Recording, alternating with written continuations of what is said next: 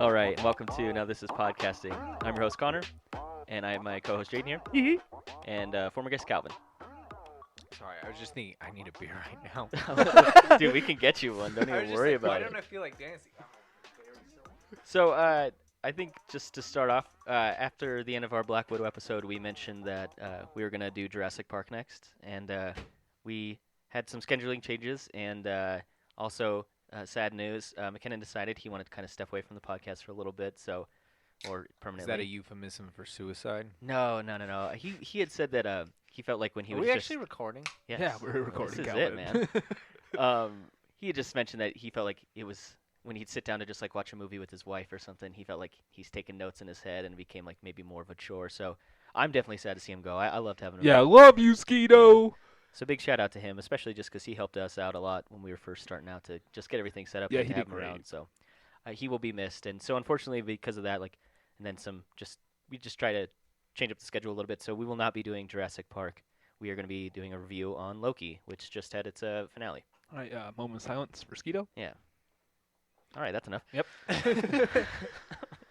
So I just want to start off just like general impressions. I mean, I'm not really going to get into I don't really want to. I usually like to do the stats, like the directors, writers, and how much money this Budget. made. This is a weird thing. I mean, it's a show, so I don't know how much it made. I don't know that Disney doesn't. None of these streaming services release subscription kind of numbers or stuff like that. So Not for a series, it seems like, but they said something about Black Widow, didn't Yeah, they? they did. It did really well on Disney Plus. yeah, I Yeah. think they did. Yeah, because I know Netflix did the same thing when they had what is that Bright.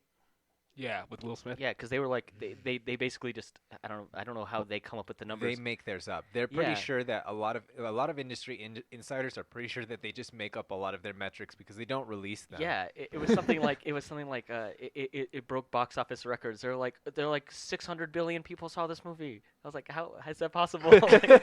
So Like yeah, 8 people have Netflix accounts. Everyone Yeah. else just shares them. so I don't really know how they come up with the numbers for, or how they accurate it is when they release them. But I know for Loki and stuff, they're not going to put that out. I don't know how many views they get during the thing. So we're not going to do I'm that. sure it's It would successful. It would be fun though if they did do that. I mean, clearly YouTube there's a system for Right, doing that. Like, yeah. why not show it?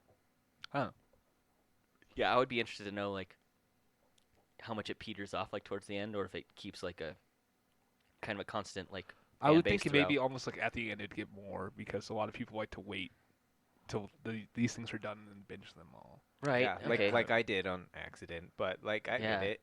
Yeah. You caught up, man. Yeah, because I think we were talking because we had kind of teased we'll probably do Loki, and then all of a sudden the finale came out. I thought it was 7 episodes, so I Oh, thought we had a it whole says, nother yeah. week. And then I was like, oh, Calvin, you can join in on the podcast with Jane and I. You It's just like got to two- catch up. It was two. This It was was like- 2 days yeah. ago. You're like, yeah, I know you're a part of this, but yeah, if you want. I was concerned it might be a lot to It catch was. up on. Yeah. It was. Yeah, I was just watching this not even critically. I was just watching this as a Marvel fan, so Yeah. my opinion probbe be a little bit skewed I here. mean, I have a hard Yeah. time not doing it. Yeah, unlike McKinnon, I can't I enjoy tearing things to pieces. Yeah. And so I'm just peaked analytically whenever I watch anything because that's just the way I approach life in general. When I meet a new person, okay, what are they about? Yeah. Um, So so yeah, so I have a hard time turning that off anyways. So I think hopefully this will be a better, more distilled. I have better thoughts, Yeah. more eloquent thoughts on this than I did Black Widow. So Well, and I think because that's the first movie we've done where it was we watched it and then immediately, gave our thoughts on it. Yeah. So we usually have some kind of a And period it's of time to. Very hard to take notes in Yeah. the movie theater. Yeah. that did not work for me. That I don't know if Yeah, anybody else thought I was a complete ass last week, but I was. I felt it. No, I. Me too, buddy. It's okay. So at the risk of us sounding like a Marvel podcast because we're doing 2 Marvel things in a row, just to let you know, we've scheduled out for a while. We have some cool things I think coming up. We want to do a kind of a series on just a specific director. So we're gonna do some Denis Villeneuve films Leading up to Dune. leading up to Dune. We're also gonna have a Halloween spooktacular in October. Ooh. And so that we're gonna go over some, I think, some horror movies we're really interested in. We can do Hotel Transylvania. Oh yeah, that's actually we're reviewing all of them. Yeah, That's how many? all- Is there like 18 of that's them all- now? How yeah, many of them are there? That's all we're doing in October. Is just every Hotel Transylvania. Probably like top movie. 5 Adam That's Sandler like gonna movie. be a joke, and then like 2 days before you decide to do that, hey Calvin, have you watched all of the Yeah, Hotel right. Transylvania movies? But we have some fun stuff, and we got a good schedule coming out. So if you were worried that it's just gonna be Marvel stuff, I think we have a lot of cool stuff before the next Marvel thing comes out that we have to watch. Marvel so. stuff is cool though too. So Yeah, I I don't say- even know when yeah. the next Marvel thing is anyway. say that, it's but like- Shang-Chi, I think is the next one coming Is that out. the next one? Yeah. Doesn't and What If? then- Doesn't the What If series come out? Yeah, that's not something that I feel. It's not like a. That's crazy. I want to watch that way more I'm than I've gonna- wanted to watch these. Oh, Series. really? I mean, I want to watch it, not nearly as much as these. What, really? But What is this? it is Chadwick's last performance as Yeah. Black Panther. So it's Oh. basically like it's animated but it's like kind of like alternate versions of like the Marvel stories you've Yeah. seen. So it's like instead of like Steve Rogers getting the super soldier Peggy serum. Carter. Peggy Carter. Oh, it's like like alternate history. Yeah, just like type alternate- Yeah, things. yeah, basically. And yeah. then like Steve Rogers is like a big wimp, but he gets like a cool Iron Man like World War One suit. He or also World War he's II also a suit, yeah. zombie in one of them. So Yeah, there's a zombie one. I think there's a T'Challa's Star Lord. yeah. in one of them. There's one where instead It's- of Peter Quill gets taken away, T'Challa gets taken away. Spider-Man yeah. is like Doctor Strange. Like, it's weird. I think it sounds Yeah, interesting. I'm gonna Yeah, watch all I'm of really it. excited There's for not it. one thing that the MCU will put out that I Yeah, will Calvin's not taking a watch. face. I think it sounds so interesting. That honestly sounds worse than every Marvel movie Wow. I've ever seen. I'm excited for it. So yeah, so I say we have this all scheduled, but then like, what if it's gonna come out and I'm gonna be like, oh, we should do a review. Yeah, we'll figure it out as we go. But yeah. man. So so that being said, let's we'll get into Loki. We'll get. I always like starting out with Jaden because we get a good like barometer on, like kind of general impression of the series. What do you think? Yeah, give us your elevator pitch.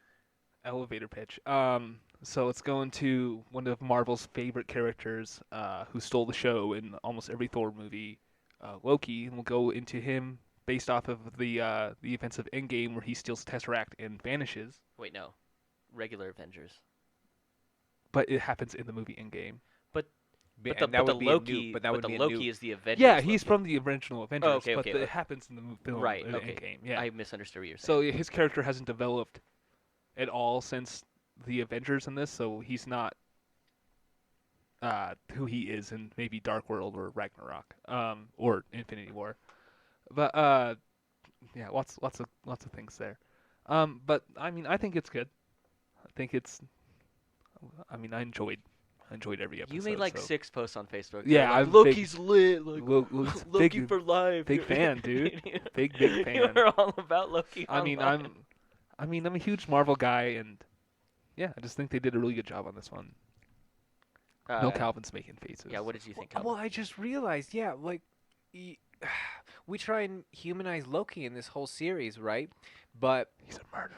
yeah, he's still the douchebag from the beginning. But we carry all of this knowledge that like we have all of this emotional range of compassion that he can have because of the other movies, That he hasn't shown yet at all. which is so strange. It's almost assumed from the Yeah, beginning I want to that get into that it little. should be coming. Yeah, Oh, I want to get into that gosh. more when And we. it is that part does frustrate me a little bit, but yeah, we'll get into that. So yeah, we'll do like all our non-spoiler stuff now. That's why these are kind of broad strokes questions. But I Mm-hmm. do want to get into that more because I find that interesting as the viewer of this. It's like you almost have to assume that you especially have to assume that you've watched the other movies that he's in. I think it doesn't really. It doesn't work then. Yeah. It absolutely doesn't work. It makes even less sense. Yeah. It doesn't make a lot of sense here, but like it would make even less sense if you didn't see any if you didn't see him after the first Avengers film then. Yeah, we'll argue about this in like 12 minutes. Yeah, so. yeah. So we'll do. But generally, what did you think, Calvin? I mean, you hate it, love it. I mean, the Time Variance Authority showed up and I just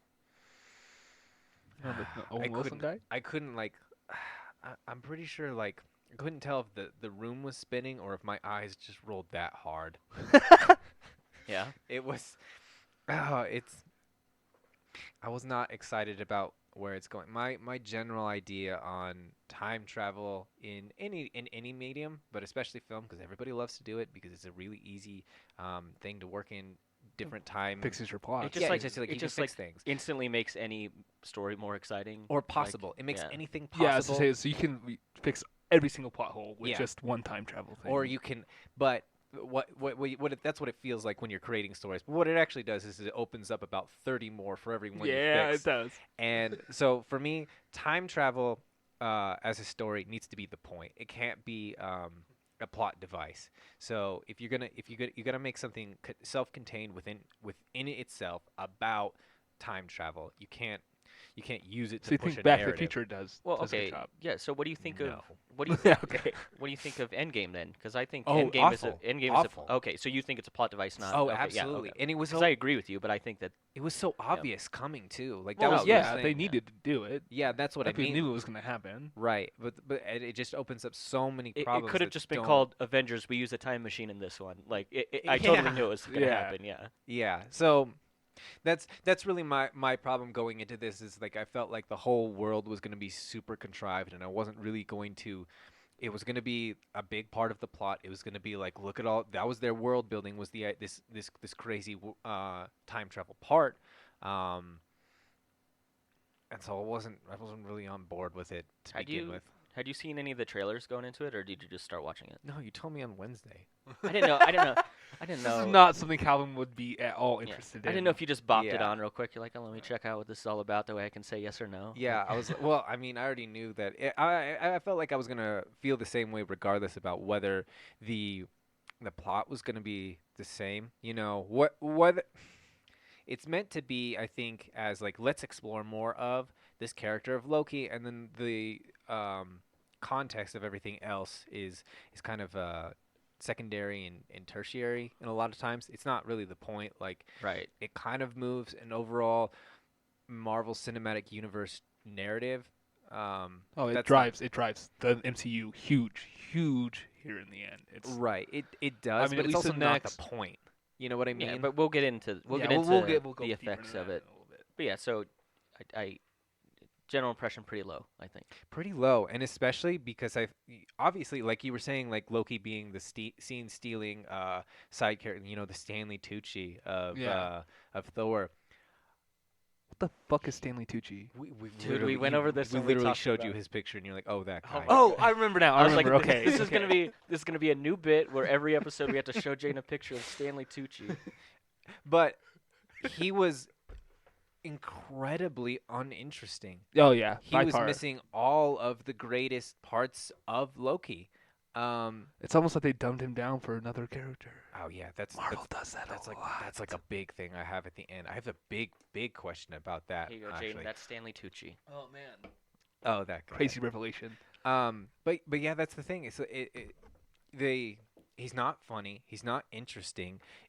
They try and give him this emotional side that is you can't create a character who embodies you know the essence of the trickster. You know, it's hard to buy in when his character is built on deception for self-preservation, and repeated acts of goodwill don't suggest that he's changing, only that he's playing along a con, because that is his essence. So it's not a question of It's kind of like the Yeah. whole premise of the show, though. yeah, but it's not a question of can he change or will he change, but when will he double cross? Like at the end where he steals the Tesseract, or at the beginning where he steals the Tesseract. So it's hard to have compassion for a character whose idiosyncrasies are based on the idea of subverting trust, you know. But that's the point of I this think show. yeah, I think you're that's the right. point of the You show, keep yeah. waiting for him to betray, and then when he like isn't, you're like, okay, I guess it'll be next episode. Yeah, so I get that. Alright. So that's what I mean. Okay.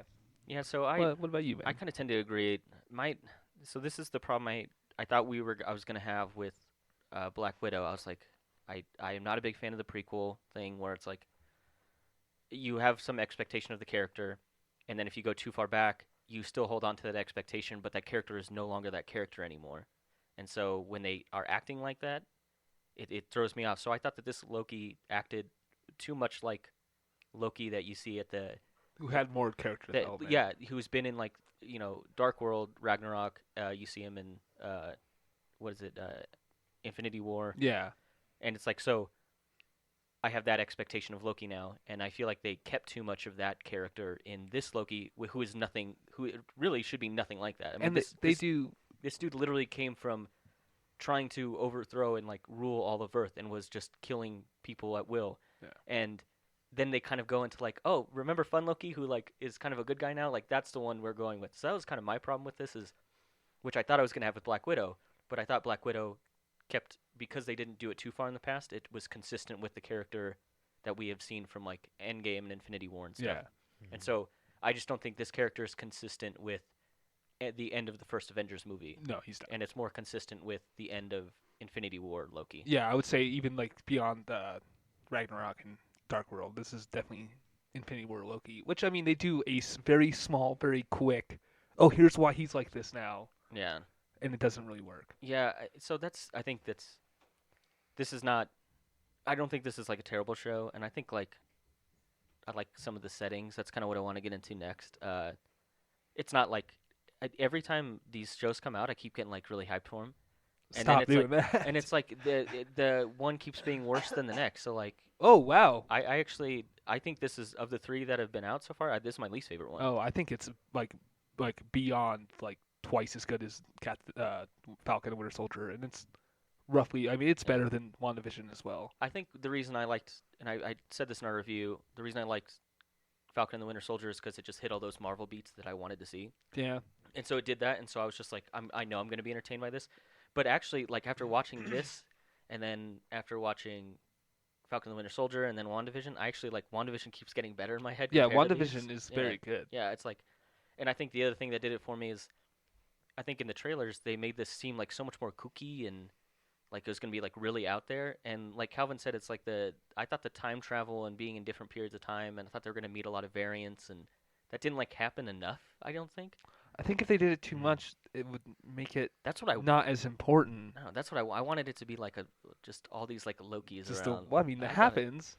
At one time at like the end. And Yeah. it was Yeah. the best part. Like whenever Yeah. it was like, how you double cross me. And Yeah, just, that like, part is the best Yeah. part. I wish it only happened twice. I Right. was really hoping that it like kept having like a chain reaction, like, yo, I double cross you, because that's like that's Loki. That would have been funny. Like, Right. So before we get into spoilers here, let's just give like a decent rating, like what you guys thought about it.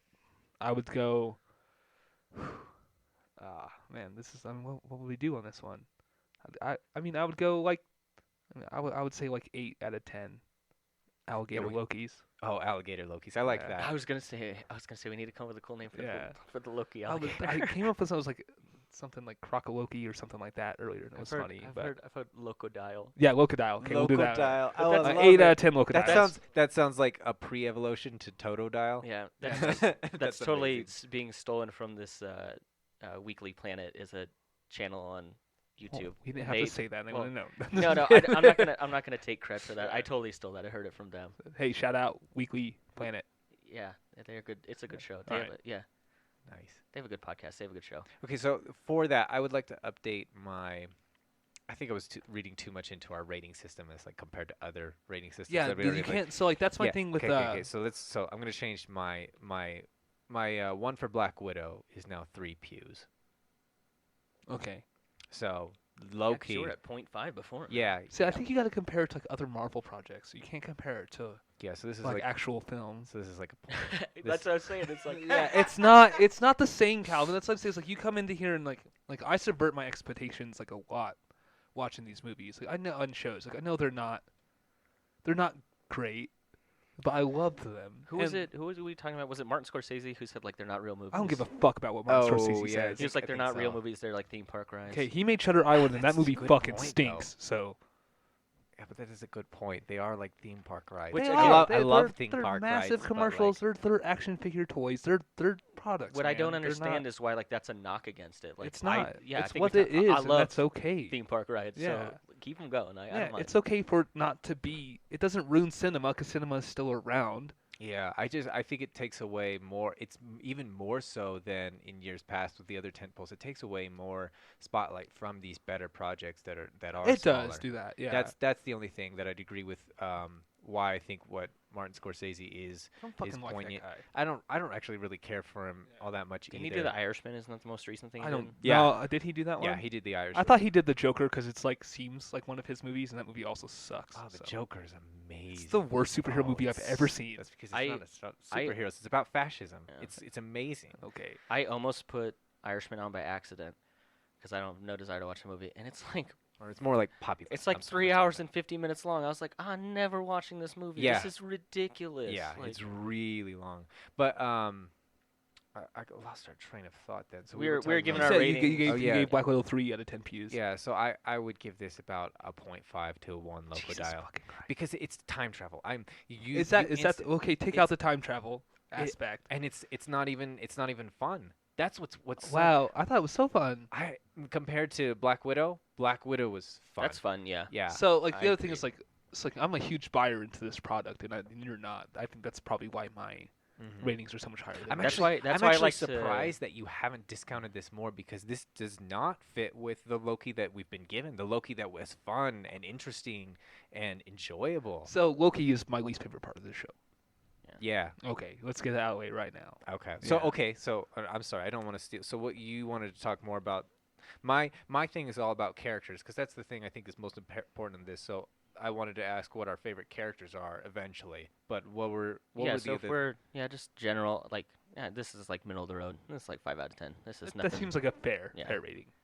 I think it's cool because I think there's really good special effects, which I always think if it's done well, like I always applaud that in movies. And when it's done poorly, it totally takes you out of it. Yeah, and So I I- love what they've always done with Lokis. Lokis have always been one of the more interesting powers they've done with Yeah, special effects. It's So fun one to thing see. about Marvel is they, especially through magic, it's all very vague, so you have no idea what their fucking powers are. So they can do whatever fits the story best. Which is yeah, great, and especially yeah. because Yeah. his magic is more based on Vanir rather than Aesir magic. So that's more.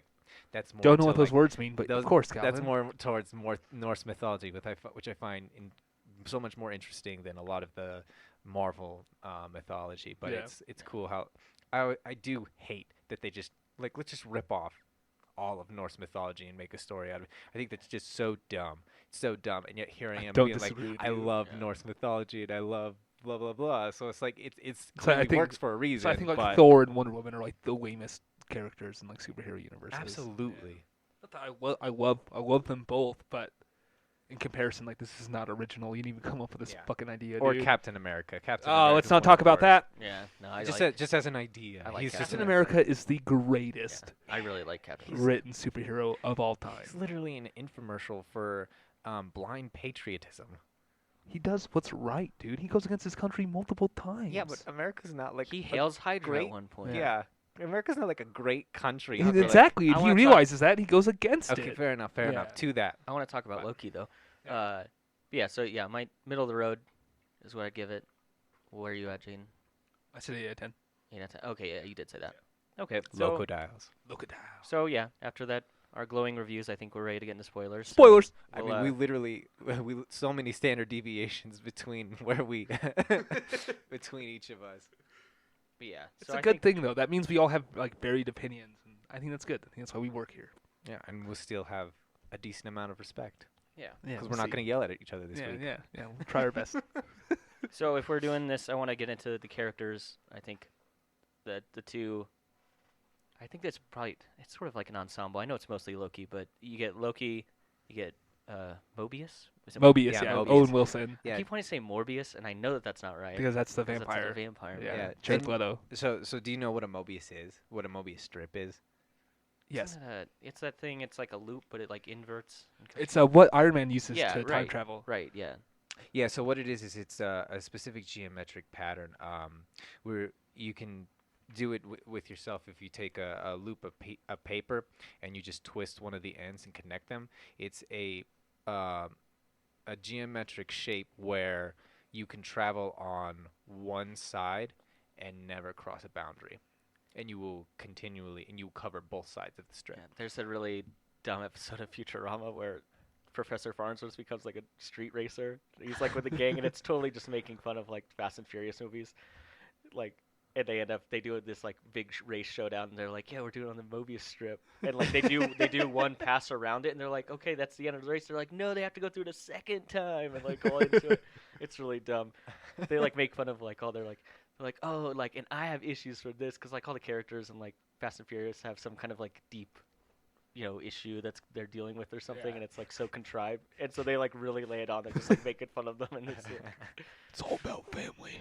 I love Futurama. Yeah, it's a great Ah, show. yeah, that is great. Yeah, so I think the two the two characters besides Loki that are most interesting is Mobius and then Sylvie, which is the Loki variant that they're going after. Yeah. And I always think that's like the show kind of switches between it sort of being a buddy team up with Loki and Mobius, and then it'll be like a buddy team up with not really team up, like a Very Really- weird relationship. Really, really contrived romance. yeah. It's so awkward. But I mean, it's like those are the two characters that you interact with the most in terms of like their interaction with Loki. Yeah. I want to talk about so what do you think about the Mobius and Loki? I think that at first I was like, okay, this is lame. Like Loki's obviously going to betray this guy, and then he keeps not betraying him, and then they have a cool scene at the end where, Calls him friend. yeah, because it's when like Loki does finally he gets like recaptured by the TVA, and he's about to be put in that kind of like prison where he like repeats the same Yeah. bad memory over again, and he's like Mobius is like. He's like, you know what? You're kind of an asshole and a bad friend. And Yeah, that like that part like kind of hit me. I was Yeah. like, oh, because that means to me that their relationship did develop enough throughout the show that like when he does say like Loki's a bad friend, like I bought that. Yeah. So I wonder, did everyone else buy that Oh, I- relationship between them? Matt, I bought it huge. I think Owen Wilson was the best part of the show. Yeah, he's great. Yeah. He's very Owen um, Wilson. yeah, and and- I did like that. Yeah, I thought he did great. I'm not necessarily a huge fan of Owen Wilson as a person, but as a character, I mean, he did a great job. Yeah. I don't remember I can't remember the name of the person who kind of came up with the show. They put out a tweet. I can't remember I think it's a woman. I don't remember. It is a woman. Yeah, right. It's Kate Hinton, I think is her That name. I we'll look it up. She I think put out a tweet being like Owen Wilson will not say "wow" in this entire show. Which is bullshit. It's so funny. I was really hoping because I think in the tweet it's like Mobius won't say it, so I was really hoping it would be like a little like cameo where like they meet the actual Mobius because Mobius is a variant of someone else, Right. and I thought maybe they would just have like it would cut to like Owen Wilson's like original character. Kate Herron. Okay, Yeah. cool. Okay, I should have looked that up. Thank you for checking that. But it would have been funny if it just like cut to him and he's like, I don't know, picking fruit, and he gets like a really nice apple. And he's like, wow, and then like just like is the time Wow. as like the time variance authority or like walking in and out of like a scene or something. I thought it'd been funny if they did that because then Yeah. it would have been like the tweet would have been accurate. It's like Mobius will not say this, but it was like the original version would. So there's memes obviously about like different characters showing up and like waking up and seeing all the variants around them like Loki does. Mhm. And there's one about Owen Wilson, and he wakes up, he's got like Marley, me, Owen Wilson, Zoolander, like Owen Wilson, and got White Demon Queen, and like literally all go, wow, like right there at that part, and that meme's great. That's funny. Like, did you see like the mini Thor when they were? Yeah, so that is voiced by Chris Hemsworth. I figured Yeah, it was. yeah, that's all he does. Like he literally came in the studio, and did that short cut just for that little part. Like people like, because everyone thought that they were just gonna use like a cut from a different movie like Ragnarok or Dark World or Avengers or anything like that of Thor just making a noise. But no, Chris Hemsworth came in to do it because he's like, this is important for me to do. It's Throg is his name in the comic books, which is the Toad version of Thor. Oh. Yeah. Okay. That is pretty real. They have crazy amount of Easter eggs, especially in yeah, the 'cause- Void. They have the Thanos copter, yeah, which is yeah. fucking awesome. Right. It's cool that the Throg character. It's the reason he becomes like he gets the power of Thor. It's like a shard of Mjolnir falls off, and like a frog like picks it up, and that's when he gets the power of Thor. He's like this. He's like worthy of it. It's pretty funny. That is funny. But yeah, so the relationship between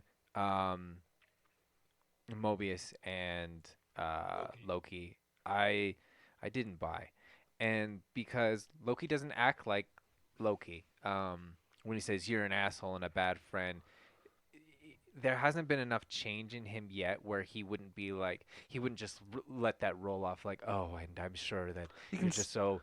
But he just takes it like he looks like he takes it personal, and like there hasn't been enough development where like that I buy that yet. And then especially like once he goes into the time cell, and he's he keeps getting accosted over and over by by Civ. yeah, Yeah. it's remorse. And what I wrote was like remorse of the narcissist is only a manipulation tactic. It's not something. It's literally a part of how normal narcissists act in real life. So it's even harder to buy that as anything other than I just want pain to stop, and maybe if I act remorseful, then this will go away. If I fake enough of this emotion, then I won't keep. It's just a self-preservation thing. So I don't buy any of it because there hasn't been. It's not earned yet. So, I mean, like, not that I don't disagree with you the fact that it's like not necessarily earned, because there's not a whole lot of time for that to happen in this aspect, especially with him using the version of Loki from the end of Avengers. If they would have done this like shortly before Infinity War or something like that, it'd be a little bit different. Yeah. But they do rush the character development to where he is at in the MCU before he dies very quickly in the show, just by basically showing him how he dies and his mom dies. Yeah, like the tears watching Frigga die. Yeah. Like, it's so The Frigga thing, quick, like, I mean, it's very, very quickly paced, and the Frigga thing makes sense though, because obviously he was heartbroken in the films about that. But the thing when he's being shown like kind of that slideshow of his life, it's also like there's a clip of Thor and he's like, "Oh, thanks, brother. Like, glad we could work together." And Loki gets like all teary-eyed and emotional about it, and I was like, "This dude was like just beating your ass on Earth. Like, this just happened." Yeah. And so I get what you're saying, Calvin, where it's like, yeah, It's super his rushed. change to this kind of non-trickster, like I'm gonna be more honest Loki it is really abrupt. yeah. But it's like, but that's the problem is like, because I think they when they made the show, they rush you into like, this is Loki from that you remember Loki, not Loki from the end of Avengers. And I think if you go into it and you're able to be like, okay, like this is kind of stupid, but it'll make the show more enjoyable if I just kind of accept that he's made this And you change have early to. on. I mean, if you want to enjoy the show, you have to let those things go by. But I mean, there's an easy way to fix that, and that's just, I mean, have Loki be the variant from right before he gets killed by Thanos in Infinity War. Yeah, or Because he still has a Tesseract, and you can still make this all work as far as the story goes. And I it think doesn't. you could make it work. Yeah, I just don't think you have to go all the way back to him being in the first Avengers, where he hasn't been developed yet. He's just a greasy slime ball in that movie. Yeah. I don't think you even need to think about any of the other Lokis. Like, what you really could do is like the way Sylvie keeps describing him as a magician. You can kind of think of like a kind-hearted, goofy uncle type trickster that's clever and smart and conniving, but also like something out of a Roald Dahl book. Like that type of personality where could be how he transitioned, and he's this more fun loving type thing because he's a variant clearly, so all range of possibilities are really open as far as that, which is another problem I have with time travel. But you didn't even really try with anything, I guess that's the thing though, is like they made him like because- dumb well, and but a dope, yeah, never kinda. clever. But because he is a variant, and now like okay, like so we're comparing this Loki to the Loki that dies at the end of or at the beginning of Infinity War. Well, like this Loki has now he's just realized that TVA is real. Like there is timelines that are being pruned and kept, the timeline is being kept a certain way. So like, I don't know, maybe that shock, that realization is enough to like change him. So I guess that's maybe that's part of why I'm like able to kind of move past that. Because like, well, he isn't the same way I'm saying like he is acting too much like he quickly arrives at kind of like the Loki that we remember. Well, he's being put through this like really extreme situation, so maybe that would drive him to get there sooner. I mean, he's a variant, so like who am I to say that that's not possible? But it is quick. I agree with you. And one thing I forgot about when I was mentioning like he develops basically just by looking at his past. It's not technically true because he also develops by realizing how powerful the TVA is and that everything he's done up to this point is pointless. I do love that scene where he's getting he like kind of escapes from Mobius. Yeah, he sees the Infinity Stones in the dude's desk. What's his name? Kyle or Kevin? I have no fucking idea. What his name is. I wrote a note. He's Fish guy. Yeah, I love that from The Good Place. because he's like, I'll gut you like a fish. Have you ever seen Good Place? Oh, you're right. He's Jason's friend. Yeah. He is, yeah. Yeah, just that's love I that. instantly noticed. I was like Bortles, but I love that. I love that scene. He's like, I'll gut you like a fish. What's a fish. He's like, I need to understand how I'm being threatened here. But it is. I do like that scene a lot. And and maybe that's. And then he goes and he sits back down and waits for Mobius, and he's like, "This really is the most powerful. Like, this is the most. You guys are the most powerful entity in the universe, or whatever." And like, he realizes that. Yeah, and so part of why though it's even more. I have a harder time thinking that suddenly he's gained a perspective on the world by seeing all of this, when in reality I think someone in his shoes with his mindset would think absolutely opposite. Okay, complete self-preservation mode. Nothing but me matters. Gotta make sure I can figure myself out. He does start like that. I mean, his end goal in the beginning is to take over the TVA and be ruler of time. because he does betray Mobius like right off the bat. they go to that Renaissance festival. He's like trying to like kind of drag out that like the timeline to get it Yeah. to a Nexus vendor. Yeah. No, yeah. What is he trying to do? He's So trying to drag it out yeah, for something. Yeah. He does something. He's trying to just coordinate his plans so he can basically be free. And Yeah. So I mean, he still does. Again, I think it moves away from him kind of trying to betray people too quickly, I guess. But Yeah, he does do. there's only 6 episodes, and and they're we yeah, can't. they're like yeah. goofy, half-hearted attempts. They know? are. They're very lame. Yeah. And Yeah. you know they're not going to work. I mean, as typically you do know, all of Loki's schemes never do work because he is literally a stepping which is something I thought was great. The show did is they point out the fact that he is just a stepping stone Yeah. for other characters, which is his whole point in the MCU. Mm-hmm. And for him to realize that and then try to move beyond that, I think is the point I think of the show. the more we're talking about I it, the agree more with I kind that, of can but- be like, okay, I guess I kind of understand the change now because it's like, well, It just all it just was very rushed. Is all the these thing. all these big plans he had, he's realizing like really don't matter, and so Yeah. it'd be like total like loss of identity, and so like maybe it makes sense that he would move on and try to, because he becomes like much more attached, much more emotional in this series than he is. It takes him a lot longer because even still, like even in Ragnarok, he's still betraying Thor. Oh yeah, absolutely. Like I and said, like that Loki has had way more development yeah. than this So one. I back to Black Widow's podcast when we were talking about Ragnarok. I actually went and watched that after we went and watched Dark World and Ragnarok because I was upset that you guys thought that Dark World was maybe better or whatever. I just think it has gotten better now that there's more Loki stuff. Okay, Ragnarok's not very good. It's just too. It's funny and it's very Takeshi Waititi or whatever his name is. Taika. Yeah, it's very much his taste and things like that, and so colorful and bright and it's intense. And like when you first see it, it's great, and Yeah. then It's so you realize how yeah. cheesy it is, and then like you look at so like one thing about it is like Loki's character development in Dark World is much greater than in Ragnarok. Like it's almost sudden like in Ragnarok he's like all the character development he gained in Dark World is thrown away because Yeah. like he literally like is there for his brother. So I understand like he betrays him at the end or whatever and tries to be king, but it's very different. Yeah, and I'm not trying to say that Dark World is a great movie. I just now that there's like more kind of Loki's been more fleshed out. It just seems like that movie keeps becoming more important. But yeah, It no, is, I get yeah. it. And yeah, I think Ragnarok like tricks you into thinking it's really good I because think it's so, just too. so much fun. And It then is. and It then is. you- It's Yeah. a fun movie. It's a The fun, trailer funny movie. really sold Yeah. what the heart of it was. Yeah. Like, we know each other. He's a friend from work. Hey, shout out. That was a kid from Make a Wish Foundation on set that day that came up with that line. So no way. yeah, Oh my That's god. awesome. it's Chris Hemsworth's favorite line of any movie he's ever done. He's like, so they had the kid is past tense, but they had a kid come on for Make a Wish and to hang out with Chris Hemsworth, and he was like, oh, you should say this in the movie, and it ended up being like the best line in the whole movie. So I think that's pretty cool. Oh yeah, it's Yeah. absolutely like it's iconic from the trailer. It's Yeah. iconic in the movie. Yeah. Yeah, that's a really cool. That's a really cool little tidbit. I like that. Yeah. An tidbit. Yeah, dude. We can celebrate things every now and then. So yeah, what did you buy the relationship between him and Mobius?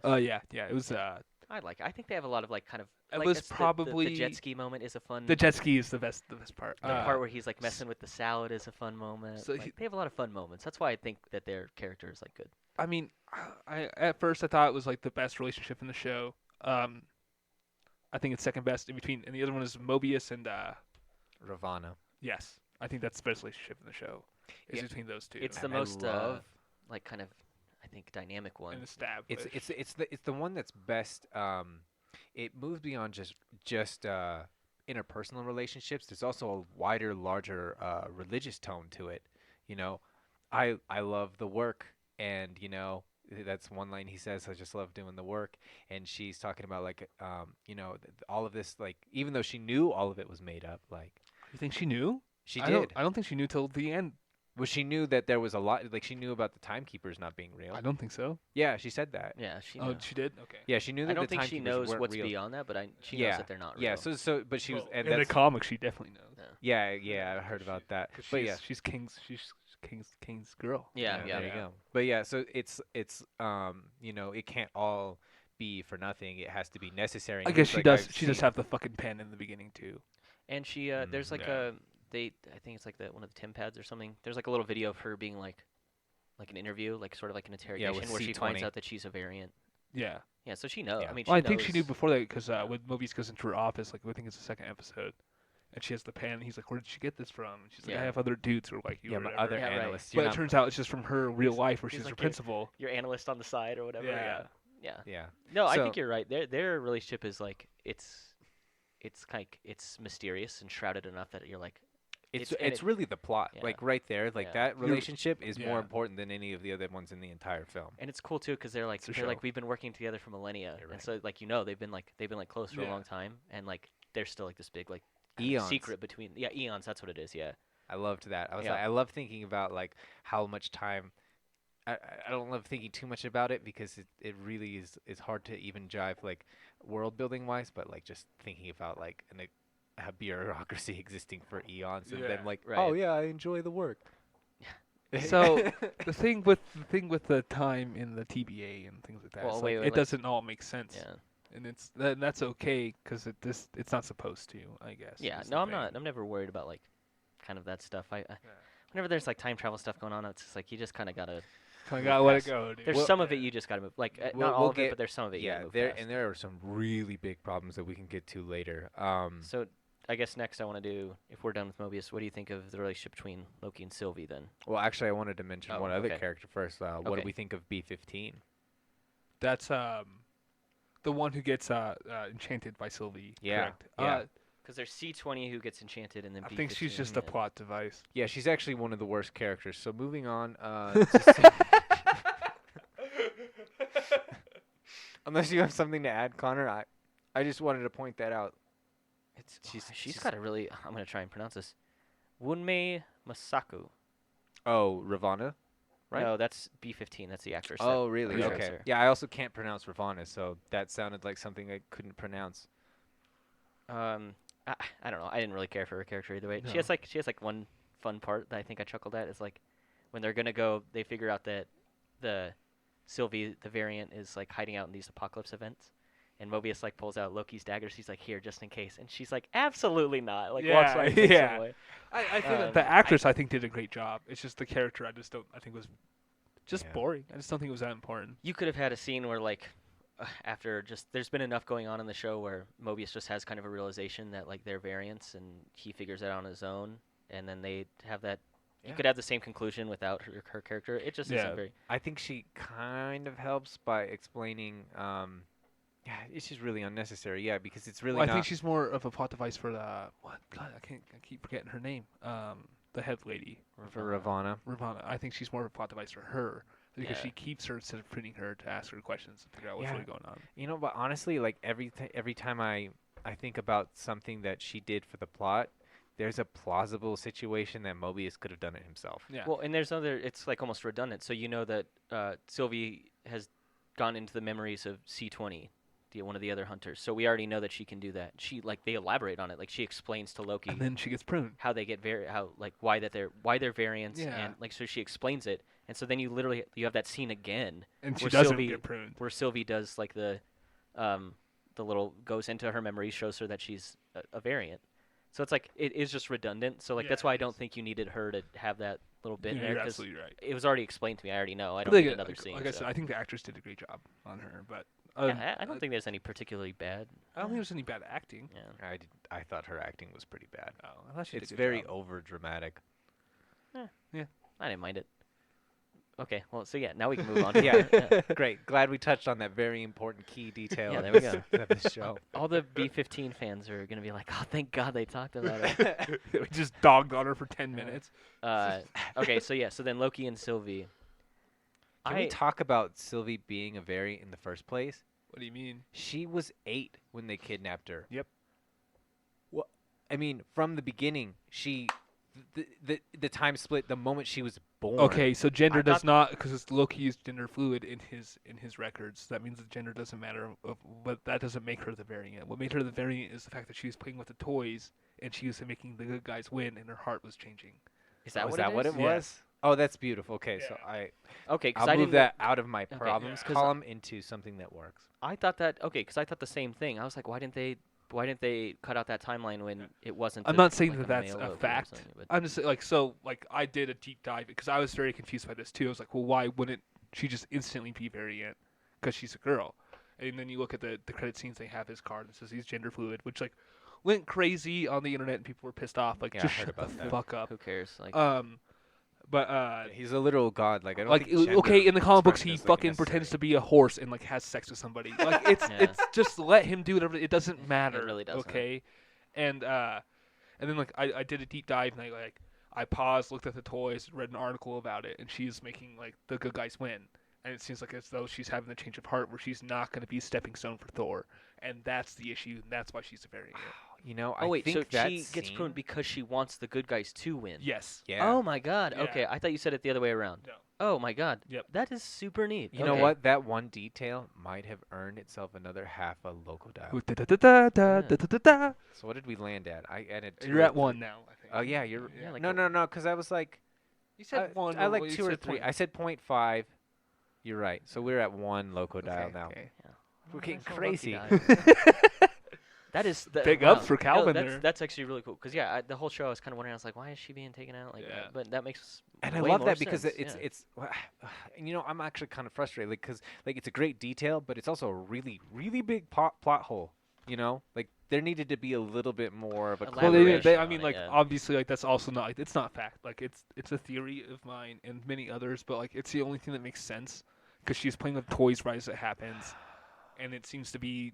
Yeah, I mean, it's just what would make sense because otherwise, like, why would they just get rid of her? absolutely. If she's, is it just because she's a girl? Then what happened when she was born? Yeah, I'm gonna tell Or- everyone that was my idea, and I'm gonna share. That's that with fine, everyone I yeah, know, it's good. That's a Yeah. great one. No, I like that. I like Yeah. that theory a lot because you're right. That's what makes sense. That's what makes Yeah. the most sense. It's the official opinion Uh, of this podcast. yeah, that And was I the think that's reason why in the elevator, I still can't remember her name. Dude. Ravana. Ravana. Write it down, you nerd. Ray Slayer. Okay, she Kang's girl does not. That's why she doesn't say anything in the elevator. She's like, I don't remember, but I think she clearly does remember. Yeah. Yeah. Okay. Yeah, and I like it because I just want something about this show to be good. So Good. I'll accept that. Nice. That's a good little. That's really good. So then we're back onto her relationship with Loki. Yeah. So their introduction, like, what do you? To each other. That part was lame. So like, cause so it keeps, she's keeps enchanting different people. Like she does it to Yeah. B-15, right? She enchants B-15 when Yeah, they're in that yeah. that hurricane apocalypse event, and then it keeps changing to like the guy who's trying to buy like hurricane flowers. Or Yeah. something. Or yeah, no, it's the hurricane flowers guy first, and that's B-15, and then Yeah. it's like Some big dude. Russell from who works at like Best Buy. It Yeah. looks like. yeah, exactly. Also, okay, so when she changes into that big guy, does the people she enchant they get the power of Loki because she like is throwing Loki around? I also he's a just a big regular dude, guy. But yeah, I would assume something like that. I don't know, man. Yeah, I don't know. That's the thing. Is the magic in Marvel can be very Yeah. vague, so you can't question That's it. the thing. Is like, yeah, if you keep it just Yeah. vague enough, then it's like people can be like, well, I don't know. I guess it works. So, Yeah. Oh, magic. Yeah. I yeah, thought one little quick thing about that is so like Sylvie, I forget her last name in the comics, but she's the enchantress in the comics, which is Oh. not Lady Loki. Which is they do this twice in this series where they combine two characters to make one. Oh, that's cool. Yeah, I actually was I was wondering like about the name because like that name is Gaelic inspired, so I was wondering if they drew from like obviously because Loki's pulled from pagan Norse Yeah. mythology. I was wondering if they pulled Sylvie from like Gaelic pagan. I would mythology, assume so. and it's not really. I mean, unless it's in the comics, the only thing I could find was that Sylvie like etymologically speaking, it refers to like forests and like forest spirits. Yeah. So I don't think that really applies here. I just know that it's the first name of the Enchantress in Yeah. the Marvel comics. Yeah, that's probably. And I saw That's that, cool. and that's like, I guess there's not much more to be gleaned there. But There's so many characters in the comics, so it's kind of cool. It's like double sum them up. Yeah, That's cool. which is, I'm cool which with is that. great. And I think the other one Because they're not going to make like an amazing. Enchantress show. They're not Yeah. going to make that. No. So add some aspects to characters that you like to characters that are going to exist in your Yeah. MCU. And I'm it, cool and with it that. does make sense because their powers are very similar. And Yeah. it worked. I thought Yeah, very good. that's cool. Yeah. I wasn't in love with the introduction between them, and then like kind of, so Sylvie's trying to get away at the end of it. These bombs are gonna explode, and her plan has been sabotaged. And then that doorway stays open forever. For Loki to go through. I thought the whole point was for her to get away. Why does it stay open? I for think so she long? wants Loki to follow her Then why is she so mad when he follows her? because it's Loki, dude. I don't know, man. I don't see. That was just the thing. It's Yeah. like I just. It was bits like that. It's like I get it. You need to have a dramatic end to your But he episode, could just been cliffhanger. quicker, But it's just yeah. like. But I was like, why is this taking so long? Yeah. You know, one of my favorite things actually was when was how they were introduced. She has a different accent, which I thought was kind of fun and interesting. A weird. I felt like it was more of like a like, oh, let's just hire some British actress in general. Because Loki is got a British accent, so any Loki will just any old British accent will do. But hers is actually. So I looked up, like I could hear the differences, but I didn't know the difference. So Loki actually speaks, or Tom Hiddleston actually speaks with what's called received pronunciation. It's like really, really proper. He went to Cambridge, and like everyone that goes to Cambridge generally adopts this accent, whether or not they spoke it before. He's a pretty intelligent person. Tom Yeah, Hiddleston, but yeah. it's the same. It's the same thing. Like think of like Bob Costas for like an American accent, like Yeah. super proper. Someone with the BBC. Only like 3% of the population speaks in received pronunciation.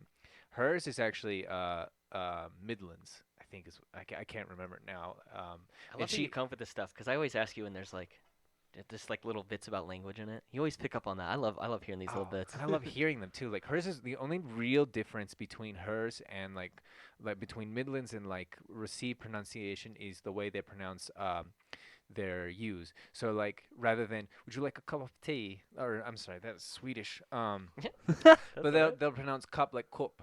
Like, Okay, yeah. would you like a cup of tea?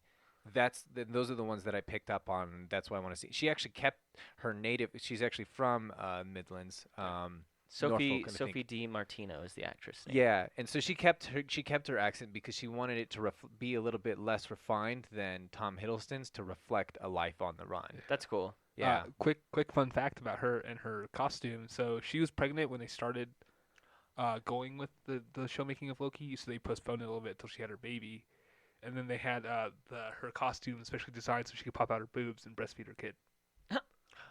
That's neat. That's I thought it was pretty cool. And Tom Hiddleston was like very much on her back about having her back about her being pregnant, and, like keeping her Okay. like keeping her on the show and like keeping her as a character and It's stuff funny like that they built the costume to be like functional for just the like her needs Yeah. because like I know like Christian Bale and like Ben Affleck had a talk about like the Batman suits they were gonna have, Yeah. and Christian Bale is just like make sure they like put a zipper in so you can pee or something. Because I guess it was just a huge pain in the ass for like Christian Bale to go to the bathroom. I would like, assume so, between yeah. takes and stuff. So he was like, make sure they put a zipper on it, man. It's pretty funny.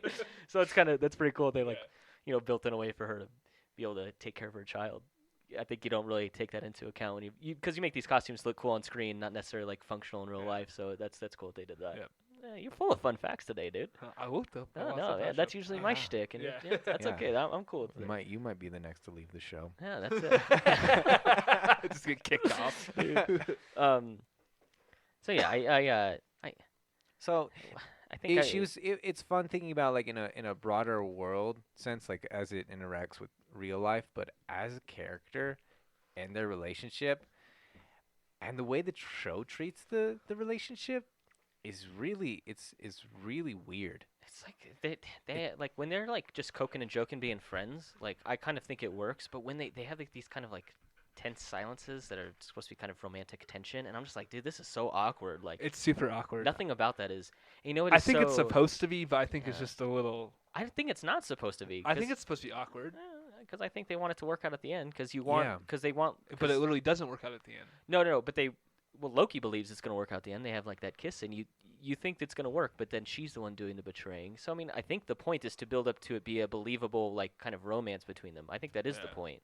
Well, I don't think it's like unbelievable. I just think that it's fucking Yeah. weird. You know, And I I think think it's it's weird supposed to be weird. It literally causes a Nexus event. The Yeah. fact that they like each other. Yeah, but and what's weird is the show thinks it's weird. That's what I find strange is they're the Because same weird, person. It's a very Game of Thrones vibe, which I was like, Yeah. I'm not a big fan of it. I'm Well- not gonna lie. I don't like the fact that they were romantically involved. Like, I keep hearing the term self-cessed thrown around. don't and, like that's that. the most disgusting don't thing I've like ever, that at just all. The word itself, I'm like, Yeah. I don't. I just I don't like Given- hearing it. I Give don't it like to saying it. give it to It's- habitual it gave me self-abuse. it gave me very big like Danny Jon Snow vibes. It was Like, very I yeah. didn't. I don't love that term, and I don't really think it needs to be in the show. It's really odd. Well, see, and I don't don't love buy the it. way the show treats it. I mean, the thing is like they're completely two different people. And the show just treats it as like it's really cynical, like an expression of narcissism. Oh, you could only Yeah. fall in love with yourself, but like Yeah. it's hard to digest that that's the issue because they have nothing in common. Had completely They different. have things in common. Yeah, but they had completely different lived experiences. One was a prince. One was basically running through time Yeah, for. that's why they are but- different. But at the end, at the very core of them, Yeah, but they have like It's a very couple similar. similar mannerisms, but there's nothing to create like a real connection through the shared experience. So- It's like they're assuming, like they talk about, like, oh, when they told you that you were adopted, like that was a big. It might have been, but that's not something that. well, you she can shouldn't really have create. known by then either way, because Loki doesn't find out that he's like an adult, like Well, but 1,500 years old. she's a variant, so like any Yeah. different Yeah. thing could have taken place in that Yeah, timeline whatever. for her to know. Don't care, don't like But it. the thing Yeah, is- but still, like either way, like that right there was supposed to be Yeah. like the big crux of when they that whole started creating episode, connection. I don't like. Are you That talking was about the train. 2, right? Was No, that 2 or yeah, the 3? train episode. That's I think that's It's the- called Lamentus. Is the name Yeah, of that episode. I do. Oh, not you're like right. that Yeah, one. episode 3. Yeah. There wasn't a lot to talk about because it was just action and not Okay. a lot of character building. Yeah, because that train scene I think is supposed to kind of be their like I made a note of it. I was like, it's like their get to know each other moment, and they just kind of sit in the train and they talk about like, so how was your childhood? And they're like, pretty bad. And then the other Loki's like, yeah, mine too, and like that's kind of it. And like, Sylvie asks Loki like, what was mom like? And Loki's like, about to talk, and he's like, I need another drink for that. And then they like never revisit that. Yeah, And it's like I just stop like just do the scene that people want to see, like stop Yeah. being weird about it. And then Sylvie falls asleep and it's like the most awkward like kind of rousing bard singing scene I've Yeah. ever seen in my life. I've never seen Loki as to be the kind of character who would do That's what I'm saying, anything yeah. like that Yeah. ever. Absolutely like not. not in any aspects do I see Loki Yeah. getting fucking hammered during a mission. Yeah, it doesn't make any sense. Makes like, there no you go. sense. It's goofy. And that's what it's, Sylvie it's even not says. clever. Yeah. Sylvie even You know, says that it's she's a like dumb I would, thing. yeah. It's a dumb, which Loki doesn't usually do Yeah. dumb things. Like And- he usually fails at doing smart things. Yeah. And it wasn't even like there wasn't even like a kind of idea that where he could go with it. It was just like I'm No. gonna get drunk and I'm gonna start singing. Like I heard like I don't know. He was probably speaking in Norwegian, but there's enough crossover between the languages that I recognize even like some Swedish Yeah. words. So it was like that was cool. That was like, oh, he's singing in Asgardian. I was like, yeah, Yeah. sure, Asgardian, kommer du. Yeah, yeah, Like, yeah. I think that scene is so awkward because there's like Loki singing and then like 4 extras in the background like clapping along with him. I was like, if you want to have a cool like bar rousing song, look at Beauty and the Beast, the Gaston song. Oh my God, that is amazing. Absolutely. It is so much going on. They're like sloshing around beers. Everyone's like Yeah. fucking into it. And that scene, it's like 2 people in the background like So that's the thing. It's like clapping along. I was like, this scene sucks. So like, the other thing is, Yeah. it's like that scene is like when I instantly think of like someone getting hammered during a mission and having fun.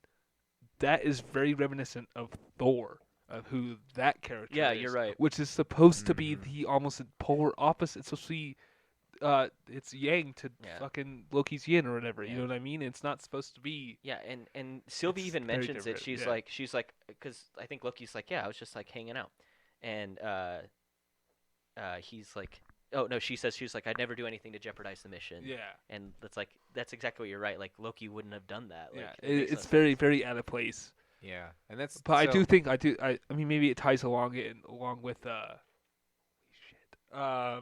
it ties along with the fact that he's very changed because his goals are very different now because he realizes everything he's been doing is pointless. Maybe that's why. Yeah, I guess. But I still don't buy it. It just doesn't seem like his character. Yeah, it seems Yeah. like you need to come up with stuff in your own head to kind of explain away some of the stuff in this, Yeah. which is not to me is like a sign of like you don't really understand the character you have even. Yeah. So Yeah, and one other thing that we need that gets explained away is why they caused the Nexus event when they started falling in love with each other. Because they're the same person. well, I think it's because it's like They were about Yeah. to die. It wouldn't have mattered. It's the point, but It's like it's such a so powerful- weird yeah. that they But nothing would have happened next. There was literally nothing not that that I would have don't- affected. I- Like that part is so confusing. The only reason that like they lived is because you saved them.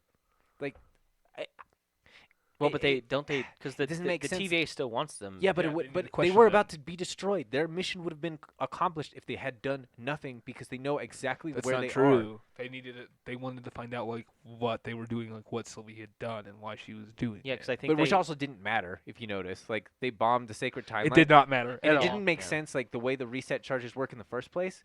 Why they started creating branches at all either? Like Is it that? supposed to stop making the branches? Yeah, exactly.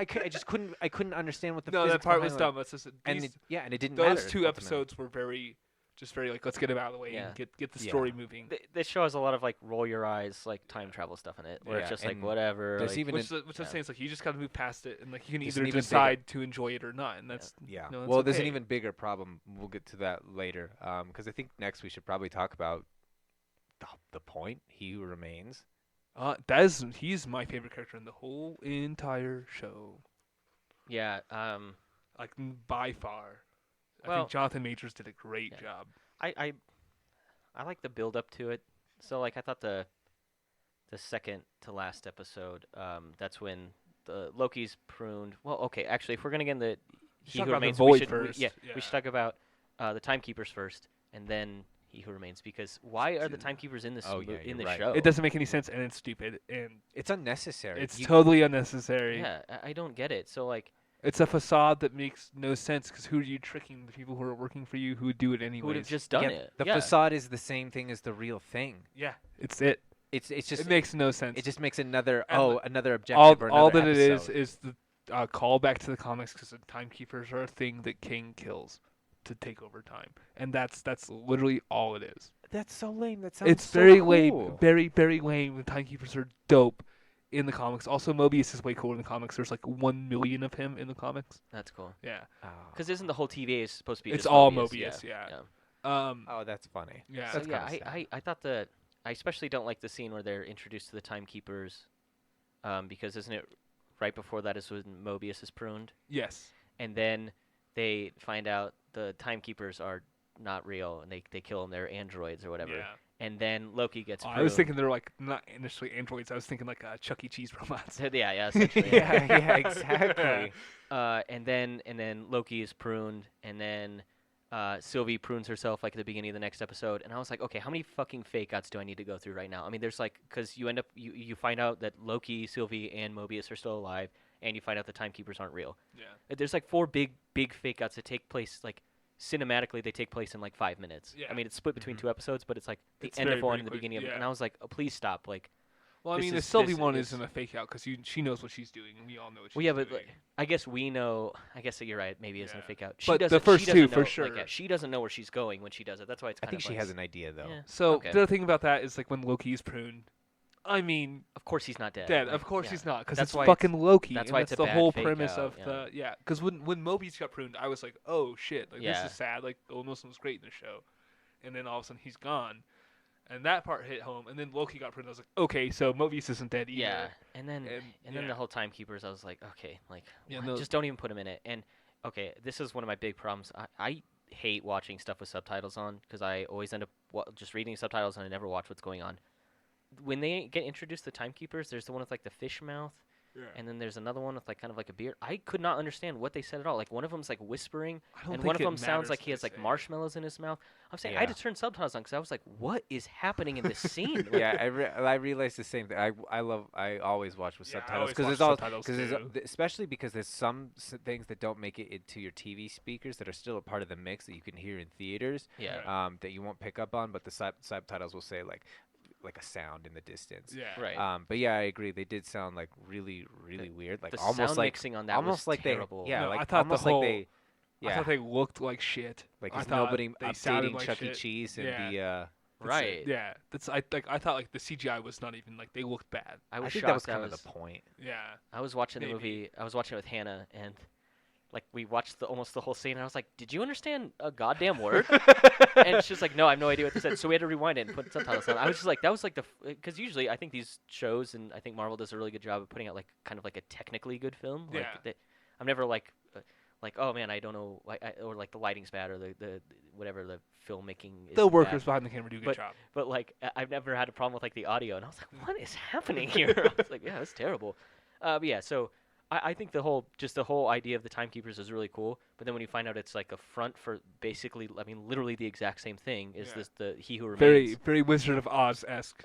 but The like, man behind but the curtain. but it's like it's like, okay, imagine Wizard of Oz, you know, the great and powerful Oz in front of the curtain, and then behind the curtain there's another great and powerful Oz. Like it makes no Oh sense. yeah, no, Like, yeah. It is weird. It's like a weird gotcha moment, but it's Yeah. like it's the same Thing. thing It's twice. just like you Like, don't need yeah, them. I Yeah. don't It was get it at all. strictly a callback to the comics. That's the only reason why it's in there. And I think they could have done the timekeepers way cooler. Yeah. Like maybe at the end of the whole, because like the phase forwards can be very much about them saving the timelines and things like that. And Yeah.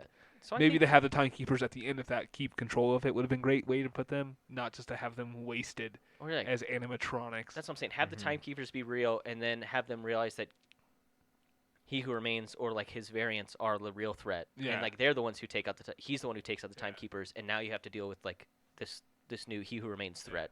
And it's, so So I mean, you could have achieved the same thing, but also had the timekeepers like be relevant. yeah. So that's why real. Yeah, Yeah. yeah, and real. So yeah. That's, so that's the beyond main thing. They could have been actually Yeah. real. Like, so beyond that point, we established that part sucks. yeah, and so then they end up in the void. yeah, the void, and this will get us to He Who Remains. Yeah, but I want to definitely talk about Loki's variants, because I mean that's the most comical part of the series. And again, like that's sort of what I thought the whole I thought the whole show was going to be like. I thought a just lot more Loki of it variant would be. shenanigans. Yeah. And it would have been better because at least then you could have made this Loki boring. It could have been like Black Widow, where you have all of these great side characters, and main Loki is playing straight man, while all the rest of them are funny and quirky and Which he more essentially Loki. he kind of is, because he tries to give that kind of rousing speech to get them to like get out of the void, and all the Lokis just laughed at him because Yeah. he gives like a Thor type speech. You're so Yeah. right. He does Yeah. act a lot like Thor in this. Yeah. But yeah, he gives like that Thor speech because they're gonna try and kill Eliath and get out of there. And all the other Loki variants are like, He's like, "Do you have a plan? The plan is to kill him." That's very Thor. yeah. Very. Yeah. It's wild how much Yeah. he represents his brother in this. What but, do we think of the variants, real quick? So there's, so Old Man Loki is fucking awesome. Like, yeah, that part, like the obviously the callback to the comic accurate costume I is love very that. very cool. Yeah. I love how they've been doing that in the shows a lot. Oh, I was listening to Amon Amarth on my way over. They're a Swedish death metal band, and they're all about Viking lore. And one of the albums is called "Deceiver of the Gods," and it's literally got like Loki fighting Odin. Oh, that's cool. Yeah, and he's dressed very similar with the horned helm Yeah. like that. So and like when they talk about with Kid Loki about why Kid Loki's wearing the crown and Old Man Loki's wearing the horns, he's like why would you be second to him? He's like, oh, because I killed Thor. I like Richard E. Grant plays Yeah, the old great. Loki, and he's really good. I don't think he's like a Moff. I can't remember what he is. He's in the 9th episode of Star Wars, Yeah. and he plays like one of the, I don't know, what is it called? It's not First Order anymore. God damn, those movies are a mess. Yeah, those movies suck. I don't just do them care. by number. Yeah, new 7, 8. It's the second new Empire, whatever it is. But he's 8? like one of like the Oh, it's the First Order. no, because the First Order is Kylo Ren's thing, and then the Emperor Darth Sidious has his own fleet of ships. Oh, which no is fucking cares Episode 9. in my brain it's about that. it's like the Sith Empire. I can't remember what it's called. Yeah, I But don't he's like one care. of the captains. He's like the Yeah. admiral of those ships, and he plays a great bad guy in that. Oh, he's he like play- actually one he's of a the very yeah, good actor. yeah. I liked him in this a lot. I Yeah. thought Old Man Loki was really cool. Yeah, I thought he did. It's cool because he plays up to like this. There was a big theory, I think, after Infinity War came out, is that Loki never really died, and that he did just do a projection, and Yeah. it was just so convincing that Thanos bought it. And And- so that was just a fan theory that then Yeah. like the Russo brothers came out and were like, no, Loki's dead. Yeah. And so it was Oh. cool that they kind of took that fan theory and made a made character out out of of it, it. where this Old Man Loki, he did make such a convincing projection that that Thanos bought it, and then he just went and lived his life kind of in solitude until he finally tried to meet someone, or what did he try to do? He tried to go do something. said he So he missed got my very brother. very lonely. And he missed his brother. Right. So that means okay. So And that's what by like, his that's what age, did that the means Nexus he had been event. living there for tens of thousands of years by himself, till he finally got lonely enough to go be like, I miss Thor. Yeah. It's kind of And one thing I think is Weird. cool about introducing these variants is like, I thought it was cool that they all have like they all have different powers. They're kind of in the same vein, but some of them are stronger than others. So like Yeah. he's a big time illusionist, Yeah. and like that's his big thing, and like he's way more powerful than the makes other Asgard. Lokis at it. Yeah, it's pretty awesome scene. I think it's Yeah. pretty cool. But then you have Sylvie, who's like an enchantress, and she's really good at it. And Well, like, she has 0-0 training is Yeah. the thing about her. but then like Loki kind of does enchantment with her like at the end Yeah. of this episode. So it's like 'Cause- they all can kind of do the same thing. It's just I like that the variants kind of showed like some of them are They're better. different. Yeah. Like you have like boastful Loki, who's Which like, is his character's name. yeah, And he's got almost like a makeshift Mjolnir. Yeah, Yeah, I love that. Yeah, I actually loved his character a lot. He's like, you "And can then tell I he's killed-" lying. He's like, I killed Captain America and then Iron Man. He's like, and then I got the Infinity Gauntlet and then the Gator or Dial. Yeah, It's all. He's like, that's alligator for you're full of shit. Yeah. I thought it was great. The one I really don't like is Kid Thor. I mean, Kid Loki. Yeah, no, he sucks. He doesn't even look like Loki. I don't like his face. Dude, and I'm not gonna dog on the actor. I'm not even gonna bring up his name. He's but a like, kid, dude. it's like we're gonna talk about another movie later with a child actor, in I Am Sam, and Dakota Fanning I think is really good in that Well, movie. Dakota Fanning's okay. But what I'm We'll saying get is to that when we get there. she's much younger, and I think she has a lot more screen presence, and she's actually. It's also like her 20th movie by that point. She's aware of acting. I think this kid was not very good. There's like a scene where he's like, he does like a proud pose. He's got like his hands on his hips, and he's like. Well, I think he's supposed to be kind of cheesy. Like it reminds me of Sandlot a little bit. Yeah. Yeah. I give child actors a lot of leeway. I did not. I do not think he was very good. because I don't give them leeway, especially because like from the beginning, you as a director should understand the limitations of how you are writing a character for a child. Yeah. So if you give them more screen time or more presence than what an average child can deliver, you as a screenwriter have set them up for failure and have really like done your own script disservice. I don't blame them, but it's to their limit as development as actors. Like it should be obvious to anybody making a film that you need to write it in such a way that they don't need to talk. Yeah, use him better. For sure. You're correct. Yeah, probably, I just sure. again I don't want to It's dog like- on this kid, but I was like, this is not very good because I was actually pretty excited for him when he gives his reveal. He's like, "Oh, like why are you the king?" or whatever. He's like, "I killed Thor." I was like, "Ooh, cool character incoming! Like, I'm ready And to he hear about sucks. this kid." And then he keeps going. I was like, "Oh man, this is not good." I wish they would have swapped him with Boastful Loki, and had Boastful Loki be the one who had killed Thor and been in charge, and then have the kid Loki just kind of be sitting there and just have like one or two lines. I thought it would have been better because I don't. Yeah, Think... but then Boastful Loki betrays Kid Loki. Yeah, but you could have had any Yeah, of the I Lokis do guess that that's because true. every Loki You can does have every it. Loki do it. Because Yeah. they literally do like when so they get to like a little hideout cave or whatever, and Loki's trying to convince them to go kill Goliath, and and they're all like, "No, you're an idiot. We're just here to survive. We're gonna lose. That's our point." Which I think is cool because they're like, this is where everything that gets pruned goes. Everything that gets pruned goes here. But yet the Lokis are like kind of this like constant in there. I think that's actually really cool. Yeah. And see, that's why I thought the show was gonna be more like that. I thought it was just gonna be like a big Loki battle. Like who's the top Loki thing? Yeah, Like, and instead, like the most important thing in the whole show is Goliath. I disagree with that. I mean, from It's- like a he's- plot device standpoint. Yeah, that's what I guess, mean. Like he's the whole reason for why everything is set up the way it is. No, Like, it is. We I- can get more into Goliath because that's fine, I yeah, have a weird theory about. Oh, Goliath, I'd I love think. to, because I would love for someone to make sense of how this thing exists the way it does. Yeah. But anyway, so Loki gets out. He's gonna go kill Goliath himself, and that's when he runs into President Loki. Based off 2016's comic, which is based off of Donald Trump. Oh, okay. Yeah. Oh, I get So that. in the end of the comic, What an doesn't- original idea. Doesn't It's say funny so. that It doesn't they- say who wins, but at the end of the comic, it's basically that Loki is controlling Donald Trump's brain. Oh, okay. Oh, At that's the end funny of because it. there's actually been leaks from the Kremlin. They do have blackmail on Trump. That came out this week. Anyways, Not to get too political. But I actually thought that because I saw the trailers for this, and when they have a clip where it's President Loki, and you I think was- it's and I thought it was the real Loki, and I Yeah. was like, tight. I love the aesthetic of that Loki. yeah. I thought he was like looks maybe so like come cool. in charge of all of the Lokis. Yeah, because he's got the suit on, cool green vest, but then it's And a like the campaign badge. the shoulders like busted out on Yeah. one of them. He's got the. I thought that the aesthetic of that Loki was I awesome. thought it looked great too. And when he ends up being in the show for 2 seconds, I was like, God damn it, man! it Like, was very comical. everything. It's like all these ideas that I keep thinking are gonna be cool. They happen for like 2 seconds in And the it show. ended up being a joke. Yeah. Like all of the best elements are just swept under the rug, or they're like they're mild novelties. Yeah, it's like keep exploring this thing, please. I wanted to see more of it. So yeah, another thing is like so that leads to that kind of fight scene between all the Lokis, which is so underwhelming. It's like it ends All up of just the being- action scenes in the show are I didn't- very. Why are we having Loki's fight? Like that's not the thing that Loki is best for, anyways. Like Well, I that's- mean, at the end of the fight, it ends up all being a trick, so that makes sense. Yeah, yeah, I'm just saying like this is just another one in another long line of these incredibly underwhelming action scenes in the show. My least favorite of all, just to kind of segue or kind of sidetrack for a second. You know when they're at the carnival or the Renaissance Festival, and the Sylvie variant is like I takes need over. a hero. Dude, they're like trying to capitalize on a meme from like a year ago with like that, because I remember seeing like it was a cut of like Kylo Ren from Episode 9. Yeah, that like, shit running is through, hilarious. and it's really funny.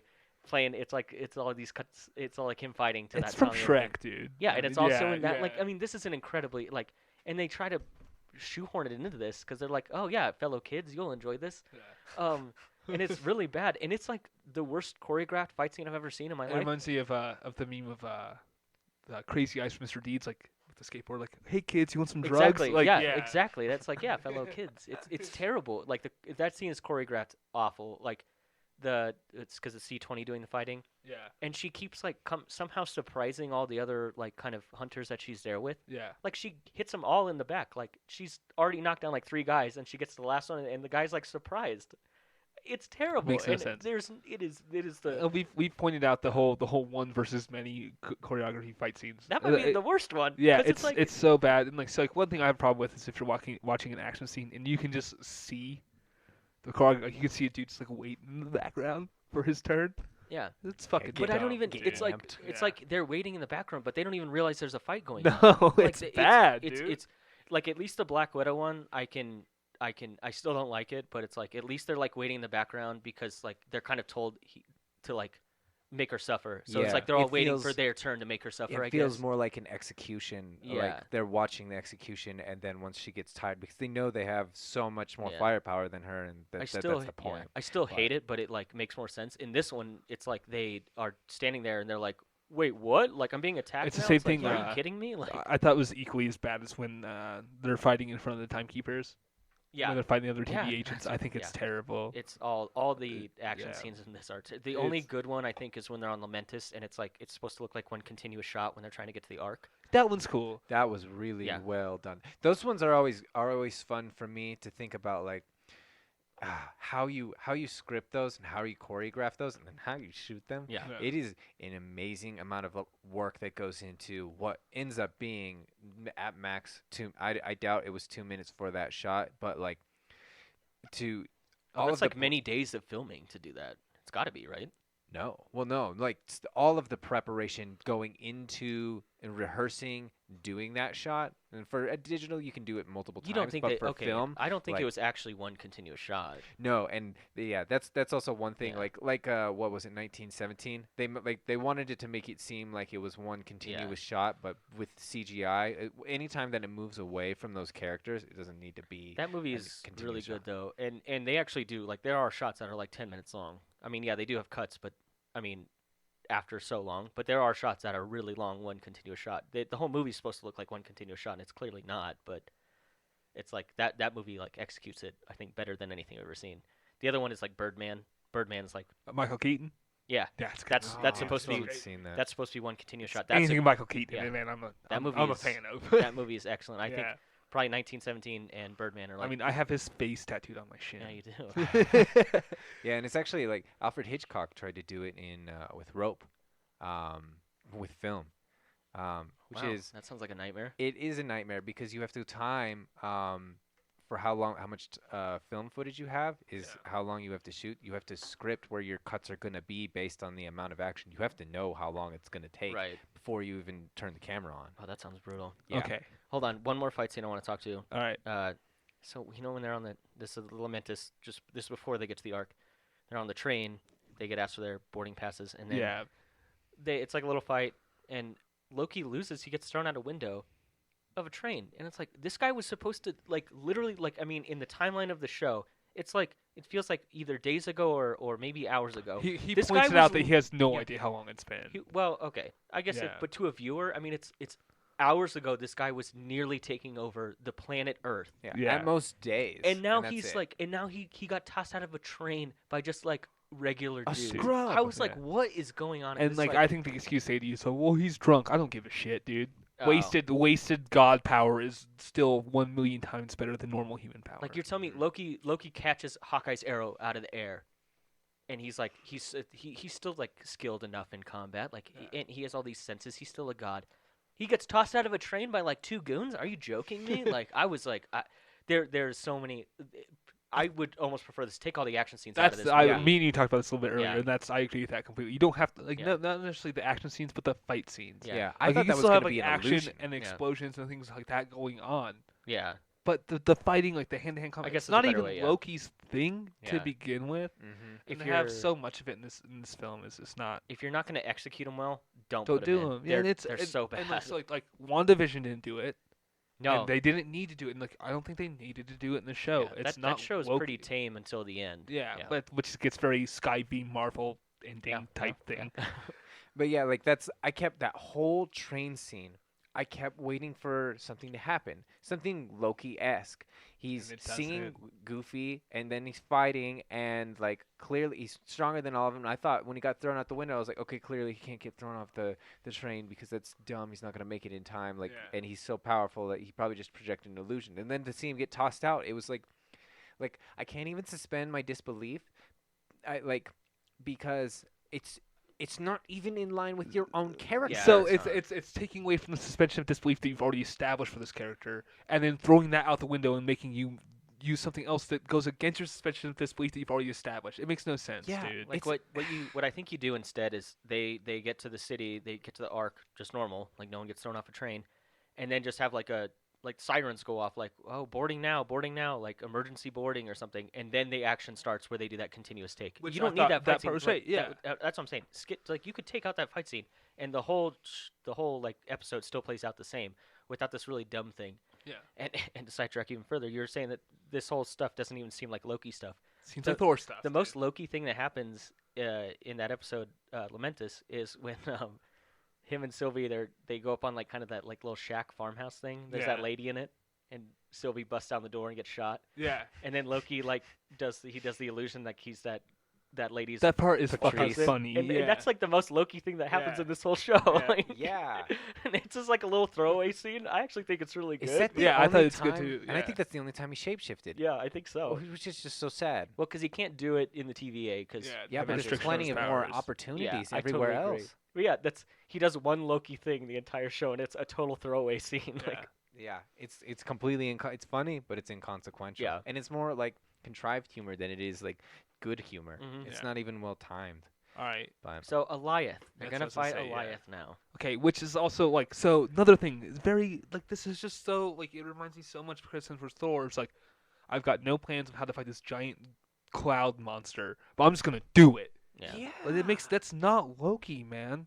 Like it's not. There's no And then- plan. Yeah, because And he then just for says like, Sylvie to come up yeah. and then she has the enchantment plan. I'm like, okay, that makes sense for Loki's character. so yeah, why not have Loki be like, okay, like So I this know is- I know Sylvie can enchant. Like, why don't I try it? And like he tries and fails, and Yeah. then like Sylvie comes and saves him or So something. this Like is that makes way more sense to me callback than like to- brute force this, you know? call back to Yeah. my problems with Ant-Man and Wasp.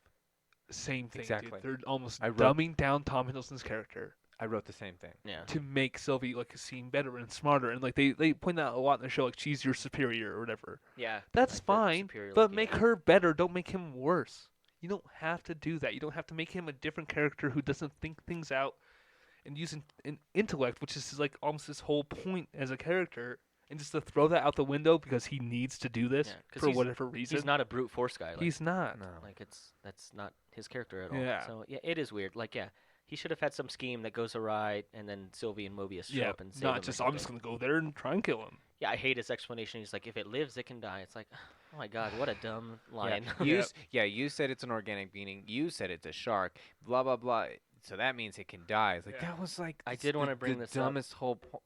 Like I- that was your whole point of getting to the plot was just like some those were metaphors, you Yeah. moron. I They did were want like, what is that? That's a Say Anything song. It's a metaphor, fool. I did want to bring this up about Eliath, and this was a huge subversion of the sharkatype for me. Just listen to the episode. Fuck yeah! Yesterday. Oh, McKinnon, rest in peace. Yeah. Uh, I love his. Fucking dead cow. I love the sharkatype. That kills me. But yeah, I do not like how they arrive at the whole kill Eliath scene. And before you get to that, that's when Loki and Sylvie are like sitting. They're gonna have like kind of a romantically tense moment. And Loki conjures the blanket, I read this neat thing online. It's like they're both frost giants, aren't they? Yes. Why are they cold? So that makes me also wonder. It's like, okay, it made me wonder. So Loki at least is a frost giant, so he shouldn't have been cold. Yeah. I don't know if Sylvie is a frost giant. I would They never say imagine that. so. I don't know. I mean, you could have it be like, she wouldn't. They have- point the- out the fact that they are both adopted. yeah, that they don't say from whom. So yeah, I'm but just that's saying, traditional mythology is that so Loki isn't Aesir or Vanir. He's just adopted Yeah. Okay. into them as another god. He's not literally adopted into the family like as a Well, as this isn't Norse mythology. yeah, I Yeah. know, but that's what I'm saying. Like that, so that's where this comes from. He is literally descended from frost giants. Yeah, no, I know. in the main mythology. but I mean, like Sylvie, I don't think they specifically say that she's a frost giant. So I She think wouldn't- that it you're would've been- pointing to assume so. it would have been Yeah. it would have been a Nexus event before then if she wasn't. okay, you're probably right. Okay. Good point, Yeah. Calvin. So either way, neither of them should have been cold. And does so I that think, mean that the Lokadial is a frost giant? well, no, maybe that's Yeah, he's that's why cold. he Maybe got that's pruned. why he's he's a very- cold. okay. He's cold blooded. So he Damn, has to- Calvin, stop! No, I assume he got pruned because nailed it. Good job. he must have gotten pruned because they went to like fight the alligator threat instead of the Well- frost giant threat. No, they said the reason why he got pruned is because he ate the wrong neighbor's cat. Well, he ate a frost giant's cat and got pruned. I don't know. that's what But they say.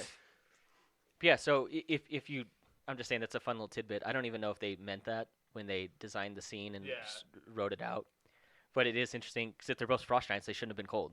They wouldn't have needed to like it. So Yeah. it's just kind of I think it's sort of this on purpose thing to kind of just get them closer. Like maybe they both kind of know like, hey, we don't need a blanket, but let's share one. You know? But I that's think just it's a little fun weird that little he thing. starts off with his own blanket. Yeah.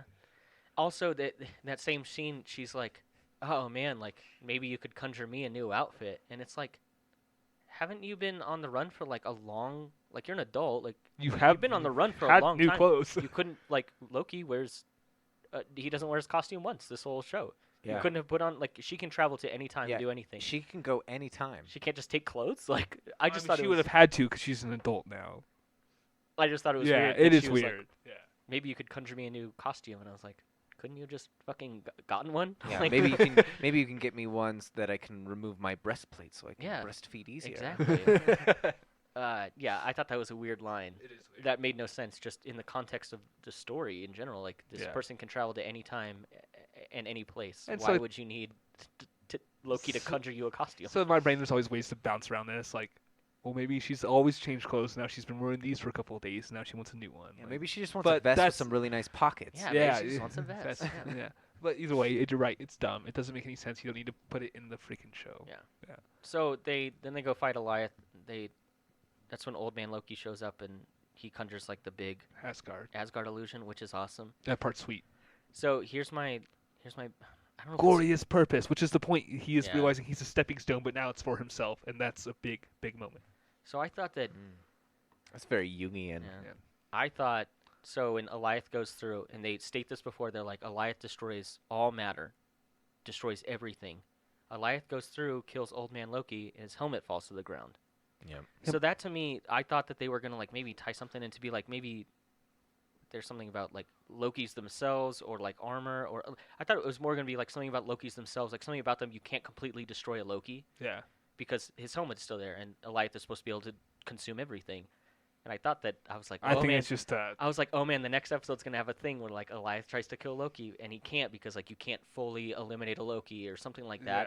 Yeah. No payoff. I was like, Nope. I think it it's was just a just a- little quick. yeah, Yeah. it's just supposed to be a scene to be like, okay, that Loki's dead now, and Yep.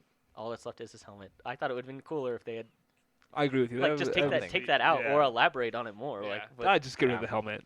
but it's weird to be like this is because they do refer to it later, and that's why He Who Remains uses Goliath essentially to like kind of cleanse the multiverse Yeah. because Goliath is able to consume everything, but Yeah. apparently not that one helmet. I guess I Yeah. thought that's why Or I the thought ground. yeah Let's not talk about why do you think the grass is cut so short, Calvin? yeah he goes through. He's pruning all of the grass. I thought the Say it looks very nicely mowed across the Yeah. whole void. The constant gardener. I thought the part where they enchant Goliath was way too long. It did take way, a very, very long time, and it's like Marvel tends to do this thing where they'll have a struggle with something, and it's like they almost get there, and then they fall back a little bit, and then they keep struggling, and they eventually get it. It reminded me a lot of when the Guardians of the The Galaxy are Yep. holding each other's hands, yeah. And it just that I mean that scene is better to me because those characters are better, and I like their that unit and the Yeah. relationships between It them. doesn't. More, Yeah, I think it was very, very stolen from that. yeah, it's like but those characters interact so much better with each other than Loki and Sylvie do. So I was like, okay, of course they're gonna be a little family, and they're gonna they're gonna come together to We overpower are this thing. Groot. And that scene is long too, but it's more earned than this one. And it's just Sylvie kind of keeps telling Loki, like, believe in yourself. Like, we're the same. Like, we're both Lokis, and we can do it together. And it goes on for way too fucking long. Yeah, it does. Way too long. And that's when they see the Citadel, and that's where that episode ends. And then you go into the finale where Yeah. you meet He Who Remains. And now we've finally arrived at the So kind of what we one cool originally thing. stated. One cool thing about the He Who Remains thing. So like obviously throughout the series, there's massive, massive theories about who, because everyone knew like it's not the Timekeepers right away. Like I mean, It's too obvious. You very, saw very them, obvious. You saw them in a room, then you were Yeah. like, that kind of looks fucking fake. bullshit. Were, yeah. were those statues with glowing eyes? Yeah. And then see that Like they you actually saw like, moving? and like that's also it's so- just very. I mean, it's a show about Loki and it's a show about deception. Like that's not going to be the thing. Yeah. And so it's very from the beginning. It's either Kang or He Who Remains. Like that's it. And for them to use Jonathan Majors, who's been cast as King the Conqueror and Ant-Man and the Wasp Quantumania, Mhm. and he's going to be the next big bag of the MCU, to have him play He Who Remains, like I fucking jumped out of like off the couch when I saw him. I was like, that's fucking awesome. That's a thing that like you have to like keep your eye on casting and know what's going Yeah, on. that- Kind of. So if like Calvin, I don't know if you caught it as much as like because I did. I'd known about the No. speculation of King and all this stuff, and he's like a big time traveling bad guy. And And they have so like there's a bunch of Easter eggs in the Void like all over the place, which is something Marvel does a lot. The Oh my callback to the God, comics, and there's the Avengers Tower, but it has Kang written on it Yeah. instead of Avengers, and that's in the comics Kang's company before they realize he's King the Conqueror buys the Avengers Tower from isn't Tony it not Stark. called King? It's called something else. It's not it's King, yeah. it's his company But or it something is- like that. It's like yeah. owned by King. I want Yeah. to talk real quick. There's a when the battleship drops in Yeah. and they're like, oh, it's gonna go for the biggest thing or whatever. It's the USS Eldridge. Yep. Which I read about this too. Yeah. So I literally, and this is just totally just happenstance. I just listened to this like podcast about it. It's this ship, that there's all these like conspiracy theories surrounding it that it can teleport, it can cloak. It was called the Philadelphia Project, or Project Philadelphia, something like that. And there's all these eyewitnesses saying that like they saw all this funky stuff going on with the ship, and then it teleported, and it went from like Philadelphia somewhere. It went from some ports like Norfolk from Richmond or something like that, but it did it like too fast. But there's like a canal or something that the military can use that like regular vessels can't, so it could have made that transit in a shorter period of time, and that would explain like why people saw it in one place and then another a few hours later. And then there's also, they said they saw this like kind of weird kind of mechanical kind of thing going on with it. It's called gaussing, and it was something that ships did in like World War II because they were so afraid of German U-boats and mines. So gaussing demagnetizes the hull of ships, and it's basically you wrap a big like metal cord all the way around the ship, Yeah. and then you like run electricity through it and it like demagnetizes it. Yeah, it's And like so- a reverse Faraday cage, right? Yeah, it's something like that. So it was really cool to me that this ship has a lot of conspiracy theories surrounding it, and then they added it into it gets pruned because it's like, and that would Yeah. explain why people think it teleports and disappears and stuff, because it would have actually, in the context of this show, it would have actually disappeared. So I thought it was really cool. They kind of like leaned into that conspiracy theory. I think it's a really neat story. Yeah. If anyone wants to know more about it, there's a really good podcast on stuff you should know about Project Philadelphia. It's really good. So, real quick, something like very similar to that, because you do actually a couple of those in the show. One of them is when they're in the Lair of the Lokis. There's this an arcade game that you vaguely see. It's called a Polybus. Yeah. Yep. So these things never existed, but people swear that they did, and swear that they used these arcade games were used to control people's minds and erase their memories Yeah. and do all this crazy shit like back in the 80s when like arcade games were popular.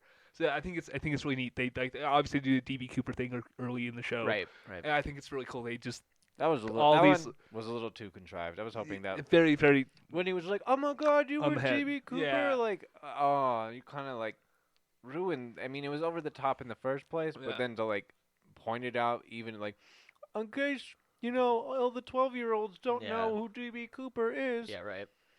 I thought, see, that's what, because that's in the trailer, and that's why I thought the show was gonna be way more kooky.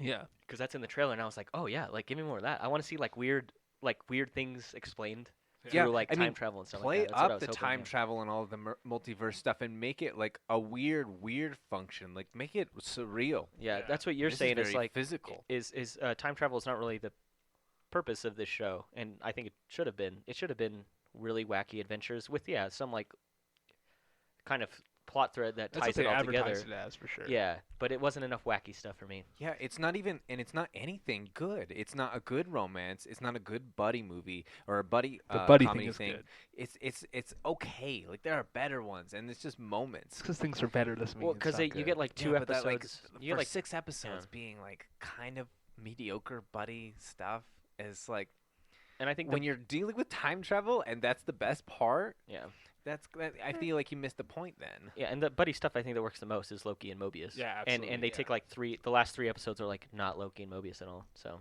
I think they took too much time off of that.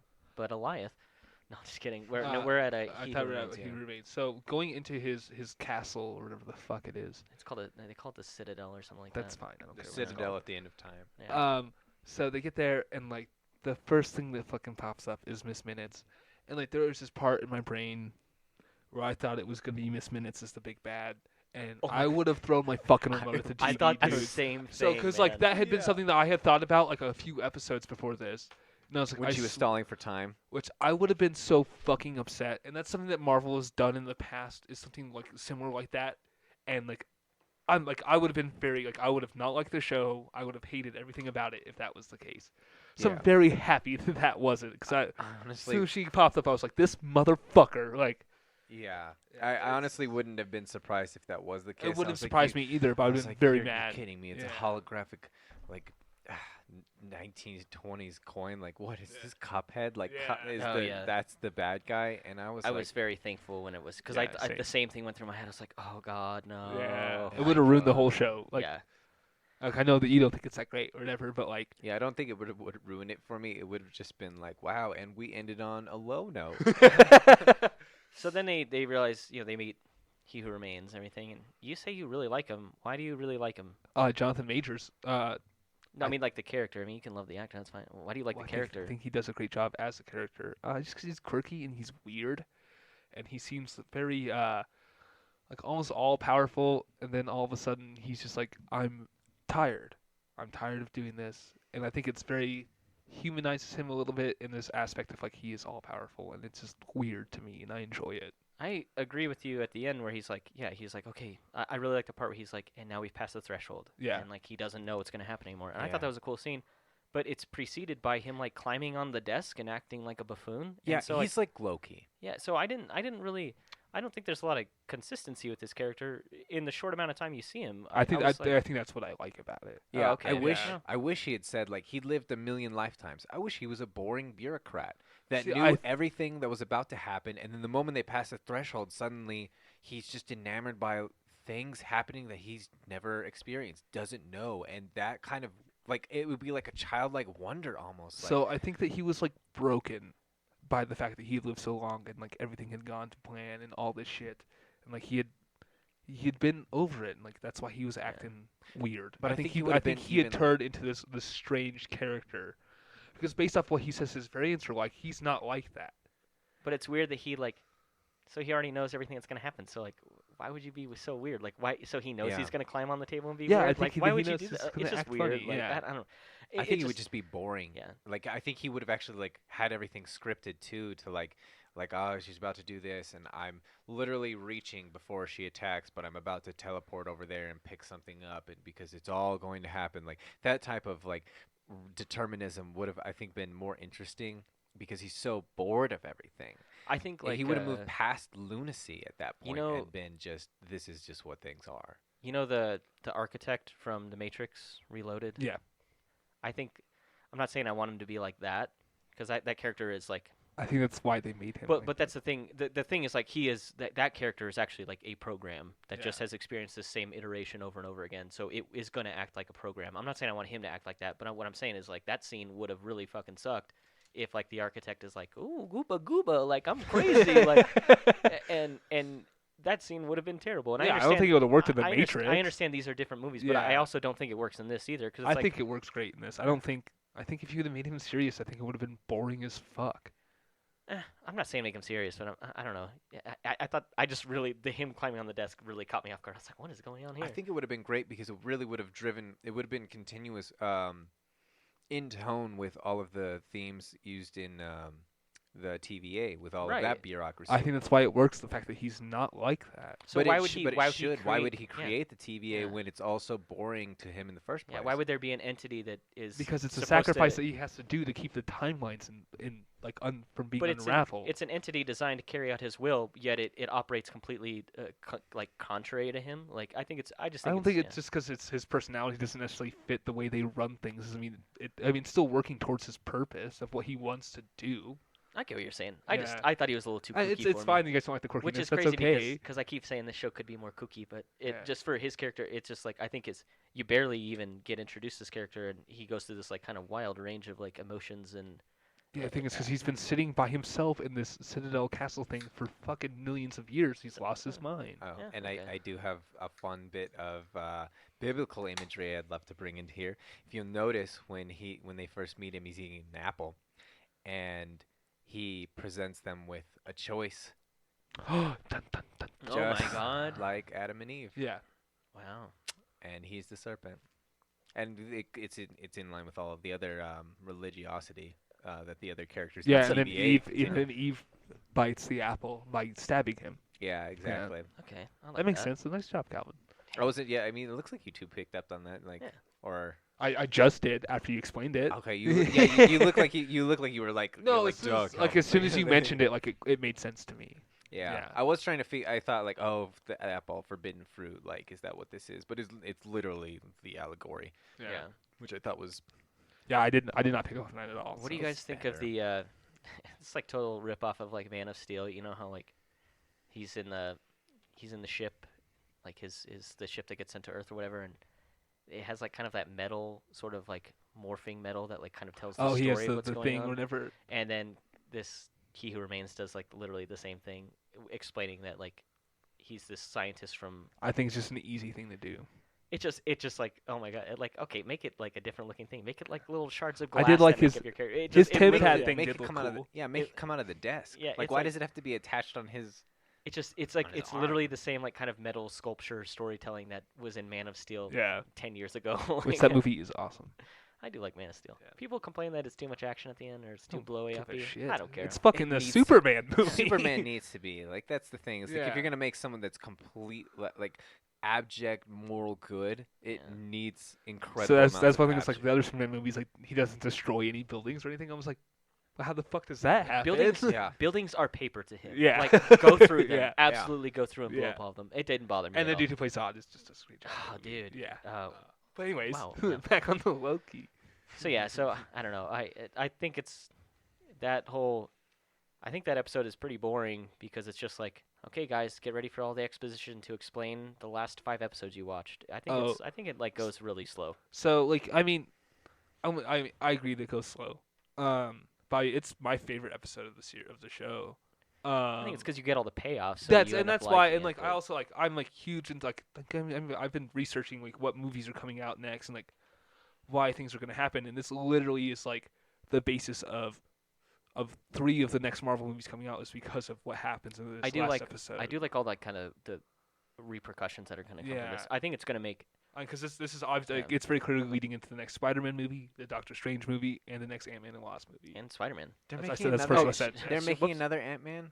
Yeah. Why? It's called Quantum. It's Mania. called Quantum of Solace. No, it's not. It's called Ant-Man and Wasp: Quantumania. Yeah, it's actually a musical. Like Ant-Man. That's and the gonna be musical the Quantum one. of That's gonna be Solace. one where that's gonna be where Kang really comes through. What is the joke I made last time? I was like, Doctor Strange and the Multiverse of Music. Yeah, that was yeah, it. yeah, that was So That's there's beautiful. other things. So like they've been releasing some of Spider-Man's suits from the next movie, and one of them is infused with Doctor Strange magic. I heard theories that it's either a suit that Doctor Strange kind of conjured or helped make, or it's in that multiverse. Peter Parker becomes the Sorcerer Supreme, So I mean, which I'm- I like that idea. I know, I really like- I I like know, that I idea. know that Disney has like nods, has said like this isn't happening and all this stuff. Okay, they have the dude who played Doctor Octopus coming back to play Doctor Yeah, Octopus. he's They already have in it. Jamie Foxx coming Wait, back they to have play Electro. Alfred Molina? Yes, he was going to be in the next one, which is Oh. like that's the best Spider-Man movie by far. Oh, by like far. by way far. But Jamie Foxx is actually his version of Electro is amazing. so Jamie That Foxx movie- is great at everything. Yeah. That movie fucking sucks. The movie is really bad except for his parts, Yeah. and they're like, "Wow, this is better than any Spider-Man movie I've seen." Like those moments. I disagree with that, but okay. but and then I mean, there's been rumors of Willem Dafoe being on set.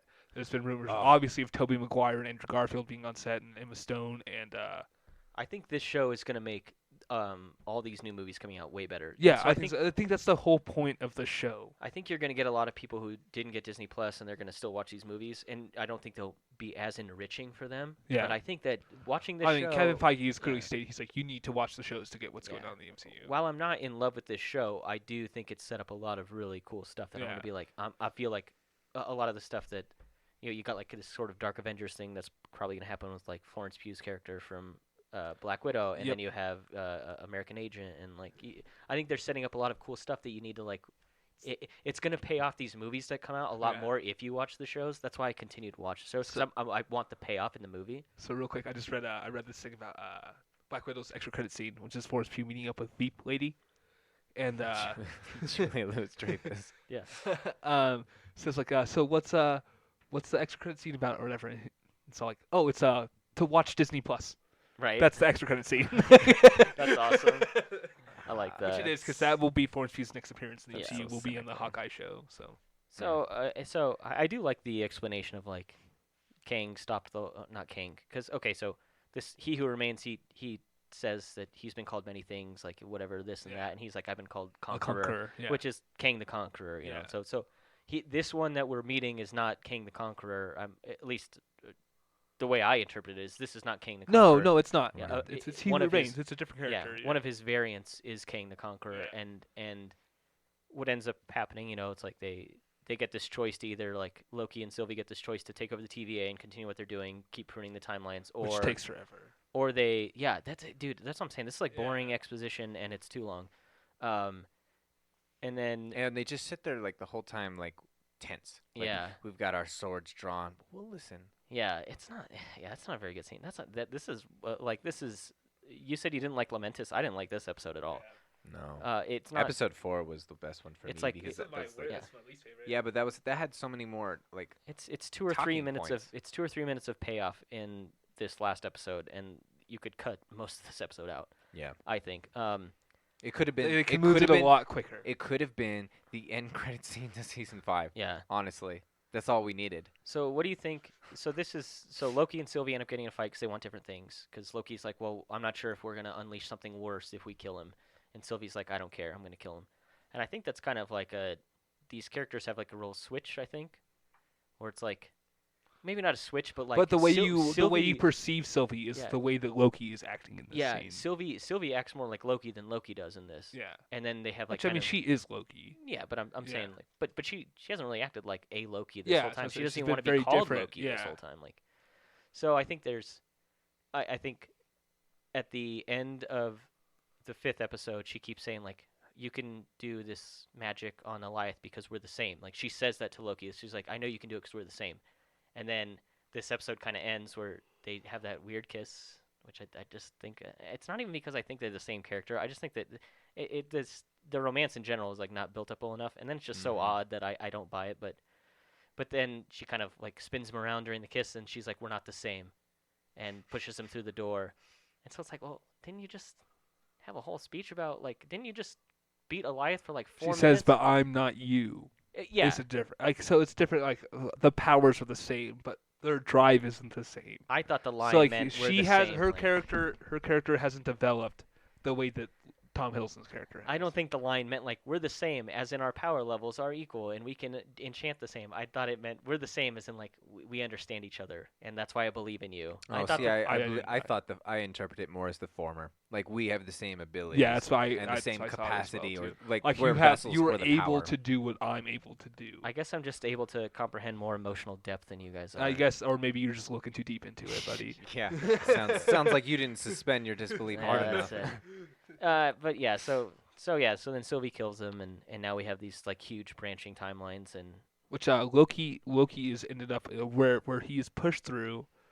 He ends up finding Mobius in C-15, and he's like, "Hey, we need to stop this. We fucked up." Like, B-15. whatever, I don't care. It's important. I thought- It's important. Is it C-15? Because it might be C20. like It's C-20 No, for sure. I know C20 that. and B-15. Okay. okay. That's why. That's what you get. No, for I rushing mean, with I mean titles, subtitles. because he ends up in a different. He ends up in an alternate timeline. Where Kang Yeah. where Yeah. Kang is in control of the TVA. Which that is the one kind of like gotcha thing that I Yeah. actually thought worked really well in Me this whole too. show. Oh Yeah. no, absolutely not. This is probably my most frustrating part with the whole thing. Why? Because the branches haven't been created yet, Calvin. Because they're different physics. The TVA exists completely separate from reality. It's contingent on reality, but we know that the physics are not the same. The Infinity Stones don't work there. The magic doesn't work there. Time moves differently. They're not. They shouldn't be disconnected in such the same way. The other thing that I really have a problem with the TVA is that it would be infinitely regressive. It is built on variance. There will be variance of the variance.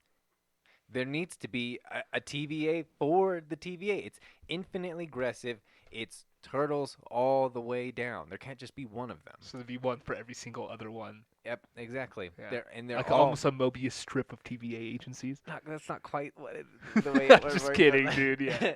But then, okay, wouldn't that inherently create more timelines then?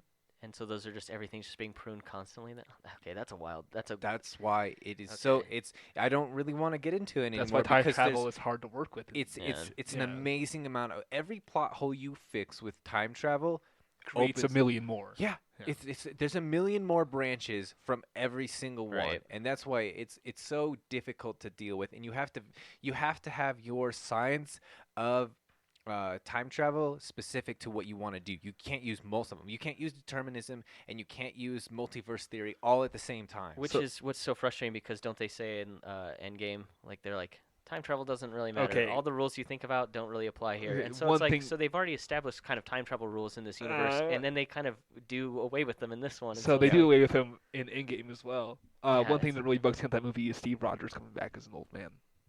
So did you see the Russo brothers says that they said that he doesn't go back into his own timeline. He goes into a different timeline and lives with Peggy Carter, and then comes back into the regular MCU But timeline. wouldn't he come through the portal where he That's went- that's where okay, it makes yes, no yeah, sense it makes to no me. sense at all. That's Yeah. stupid. So see?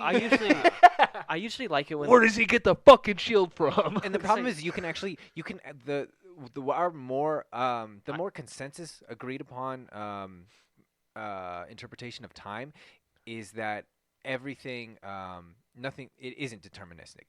That the way quantum mechanics works is that that time is relative within itself.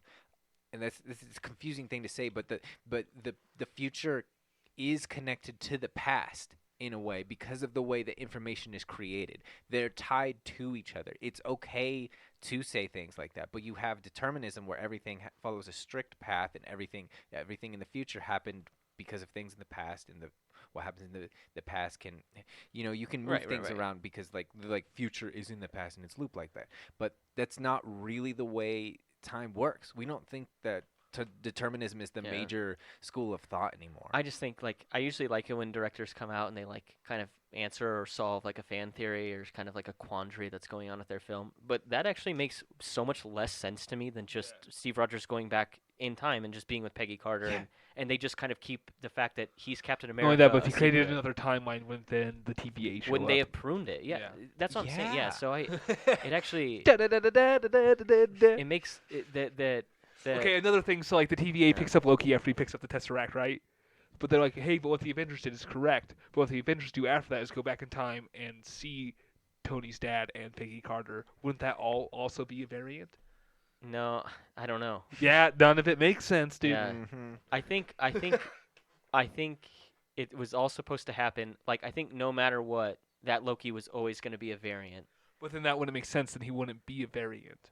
Yeah, that Hulk would have also been a variant. Dude, I don't even know anymore, man. Yeah, it's crazy.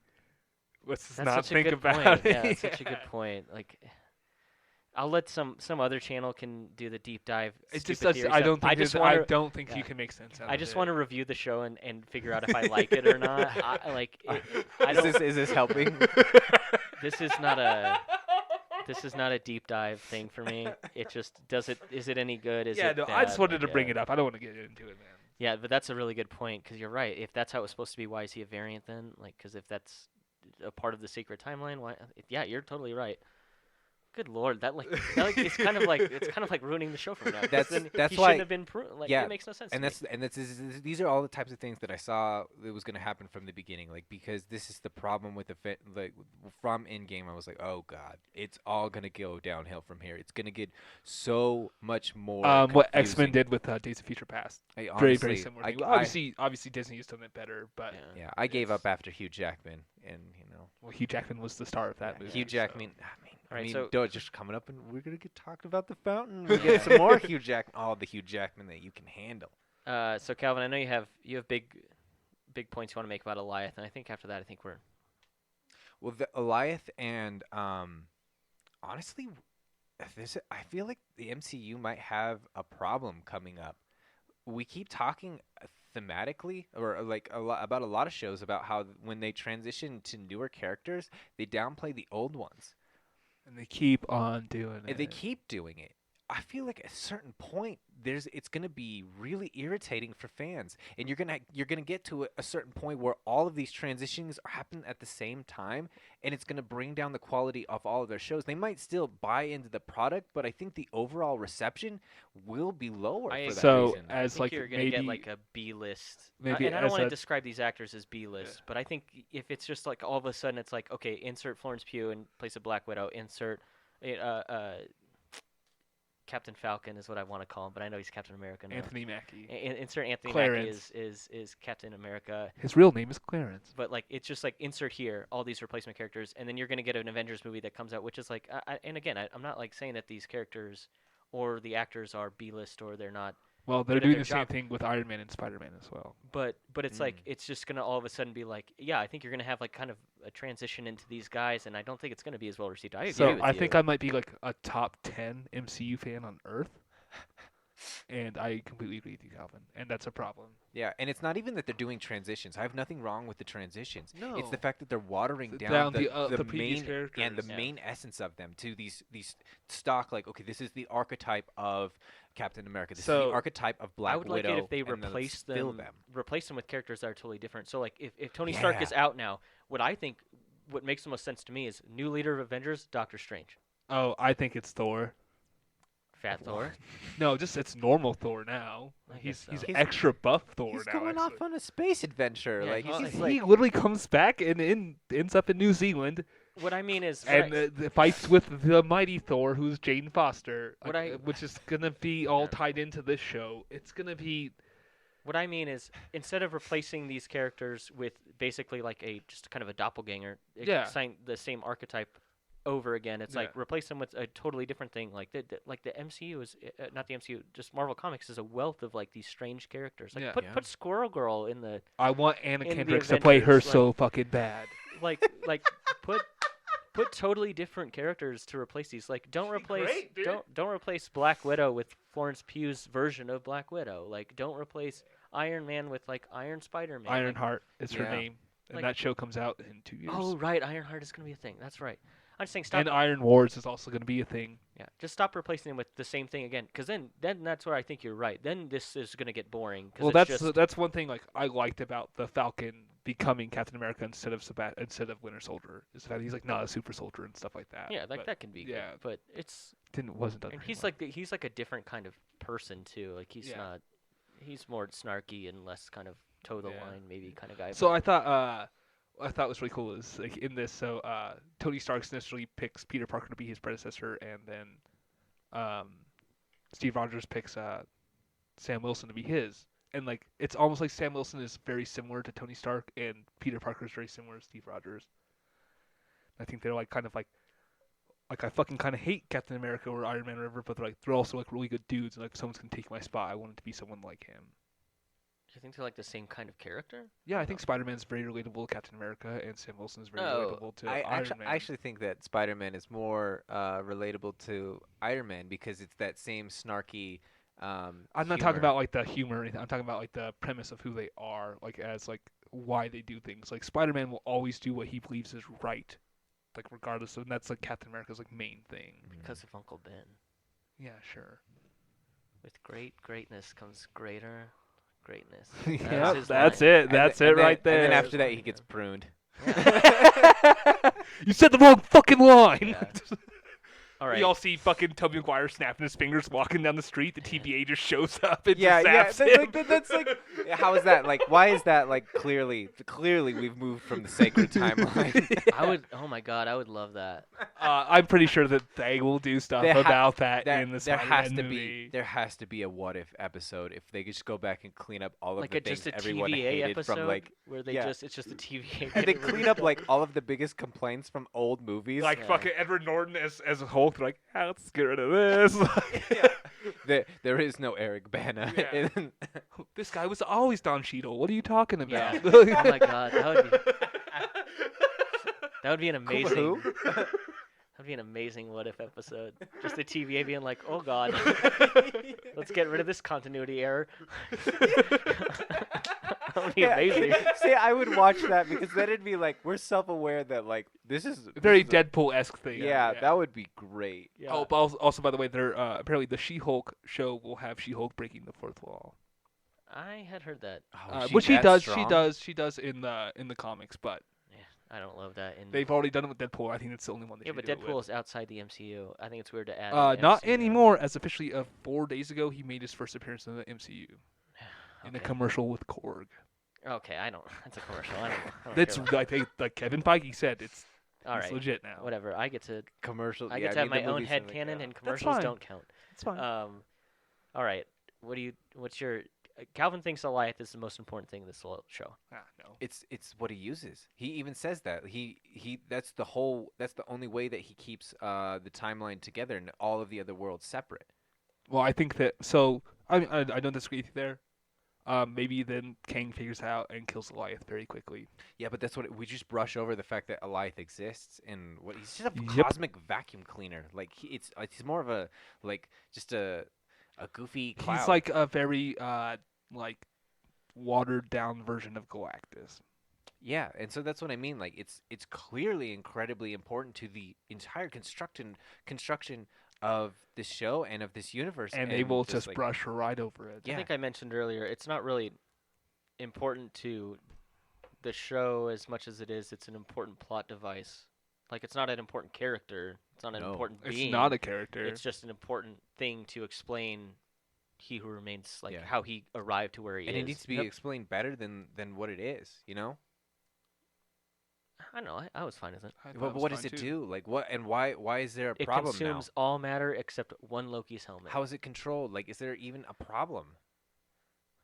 He said he was able to. He said he found Goliath and he was able to harness it. Yeah, but that's what I mean. So Like why tame is it there a like a problem dog. now? Like Sylvie could just do the same thing, right? But she doesn't want to. She She doesn't wants want the to. multiverse. She wants. Yeah, she wants a multiverse. But does 'Cause she? she- Because She she's just wants to part of the kill him. multiverse. 'Cause she She wants- wouldn't exist yeah. without it. She says she's like, I want free will for everyone. Like she wants branching timelines. Like that's why she kills him.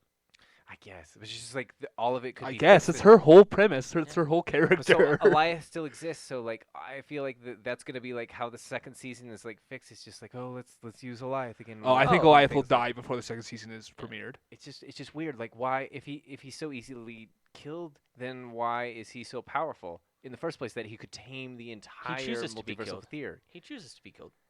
Yeah, he who Who remains. Remains does. Are you talking chooses about it. Goliath is so easily be Goliath. killed? We don't know Yeah. Goliath is easily be killed, but I'm But sure. that's what I was saying. You're saying. he's But gonna what die I'm before the saying, end of what the will second happen? season. It will probably be like a beginning of a movie, and we'll have King with like a Goliath's head. Just get rid of that plot hole real quick and move on with the story. Yeah. It's All right. almost like True. what they did with Thanos, just holding up Thor. I think we wrapped up on this one. I would say so. Yeah, Alright. I got my biggest complaint, and also my biggest worry with where everything in Marvel Right. is going. Yeah. Because I was at the other note I wrote is like it doesn't necessarily need to be a problem because look at Doctor Who. I think that's a really cool idea of how you can keep passing the mantle of a character from actor to God actor. damn it! So since you said Doctor Who, I can't not bring this up now. When he's talking to the gutted like a fish dude, he refers to him as the time traveling bad guy with the blue box. Oh, It's a callback to Doctor Who. yeah, because he's in like a red Yeah. telephone booth, right? Yeah. Yeah. Yeah.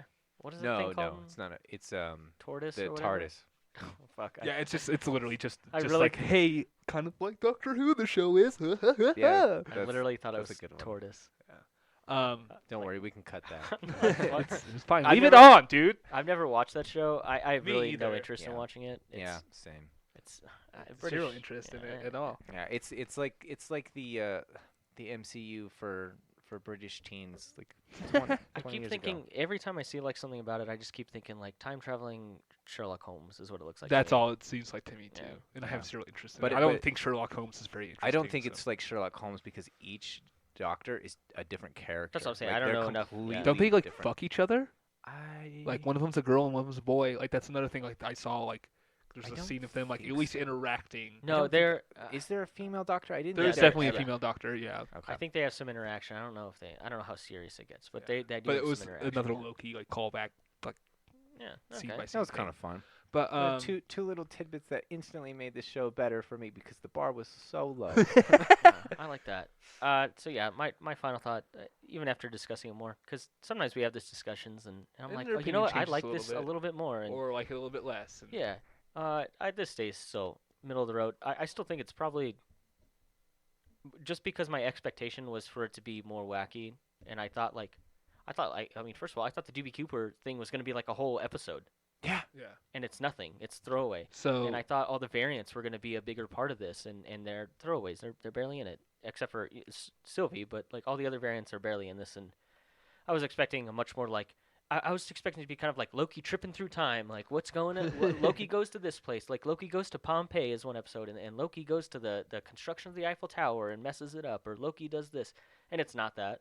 So it wasn't as kooky as I wanted. So I think my opinion probably stays the same. It's middle of the road. So to one me. thing with me, especially with Marvel stuff, is I try not to watch trailers and things like that because like I don't want to have an expectation or opinion before I go see it. Right, I hadn't watched any Black Widow trailers. Yeah. So actually, when the avalanche happened, I was like, "Oh, cool scene," and then Yeah. I found out it's in the trailer. I was Yeah. like, oh, Yeah, not but see- not. I mean, would not have been Mm. as cool if I'd But seen that's, it. I don't before. like to look Yeah. at like what people think about what the movie's gonna be about until I see it because I just don't want it to be ruined for me, and especially like the way that movies are marketed now. 90% of what's good in the movie is in the trailer, so Right, I don't want to see that. Same. My opinion has not changed.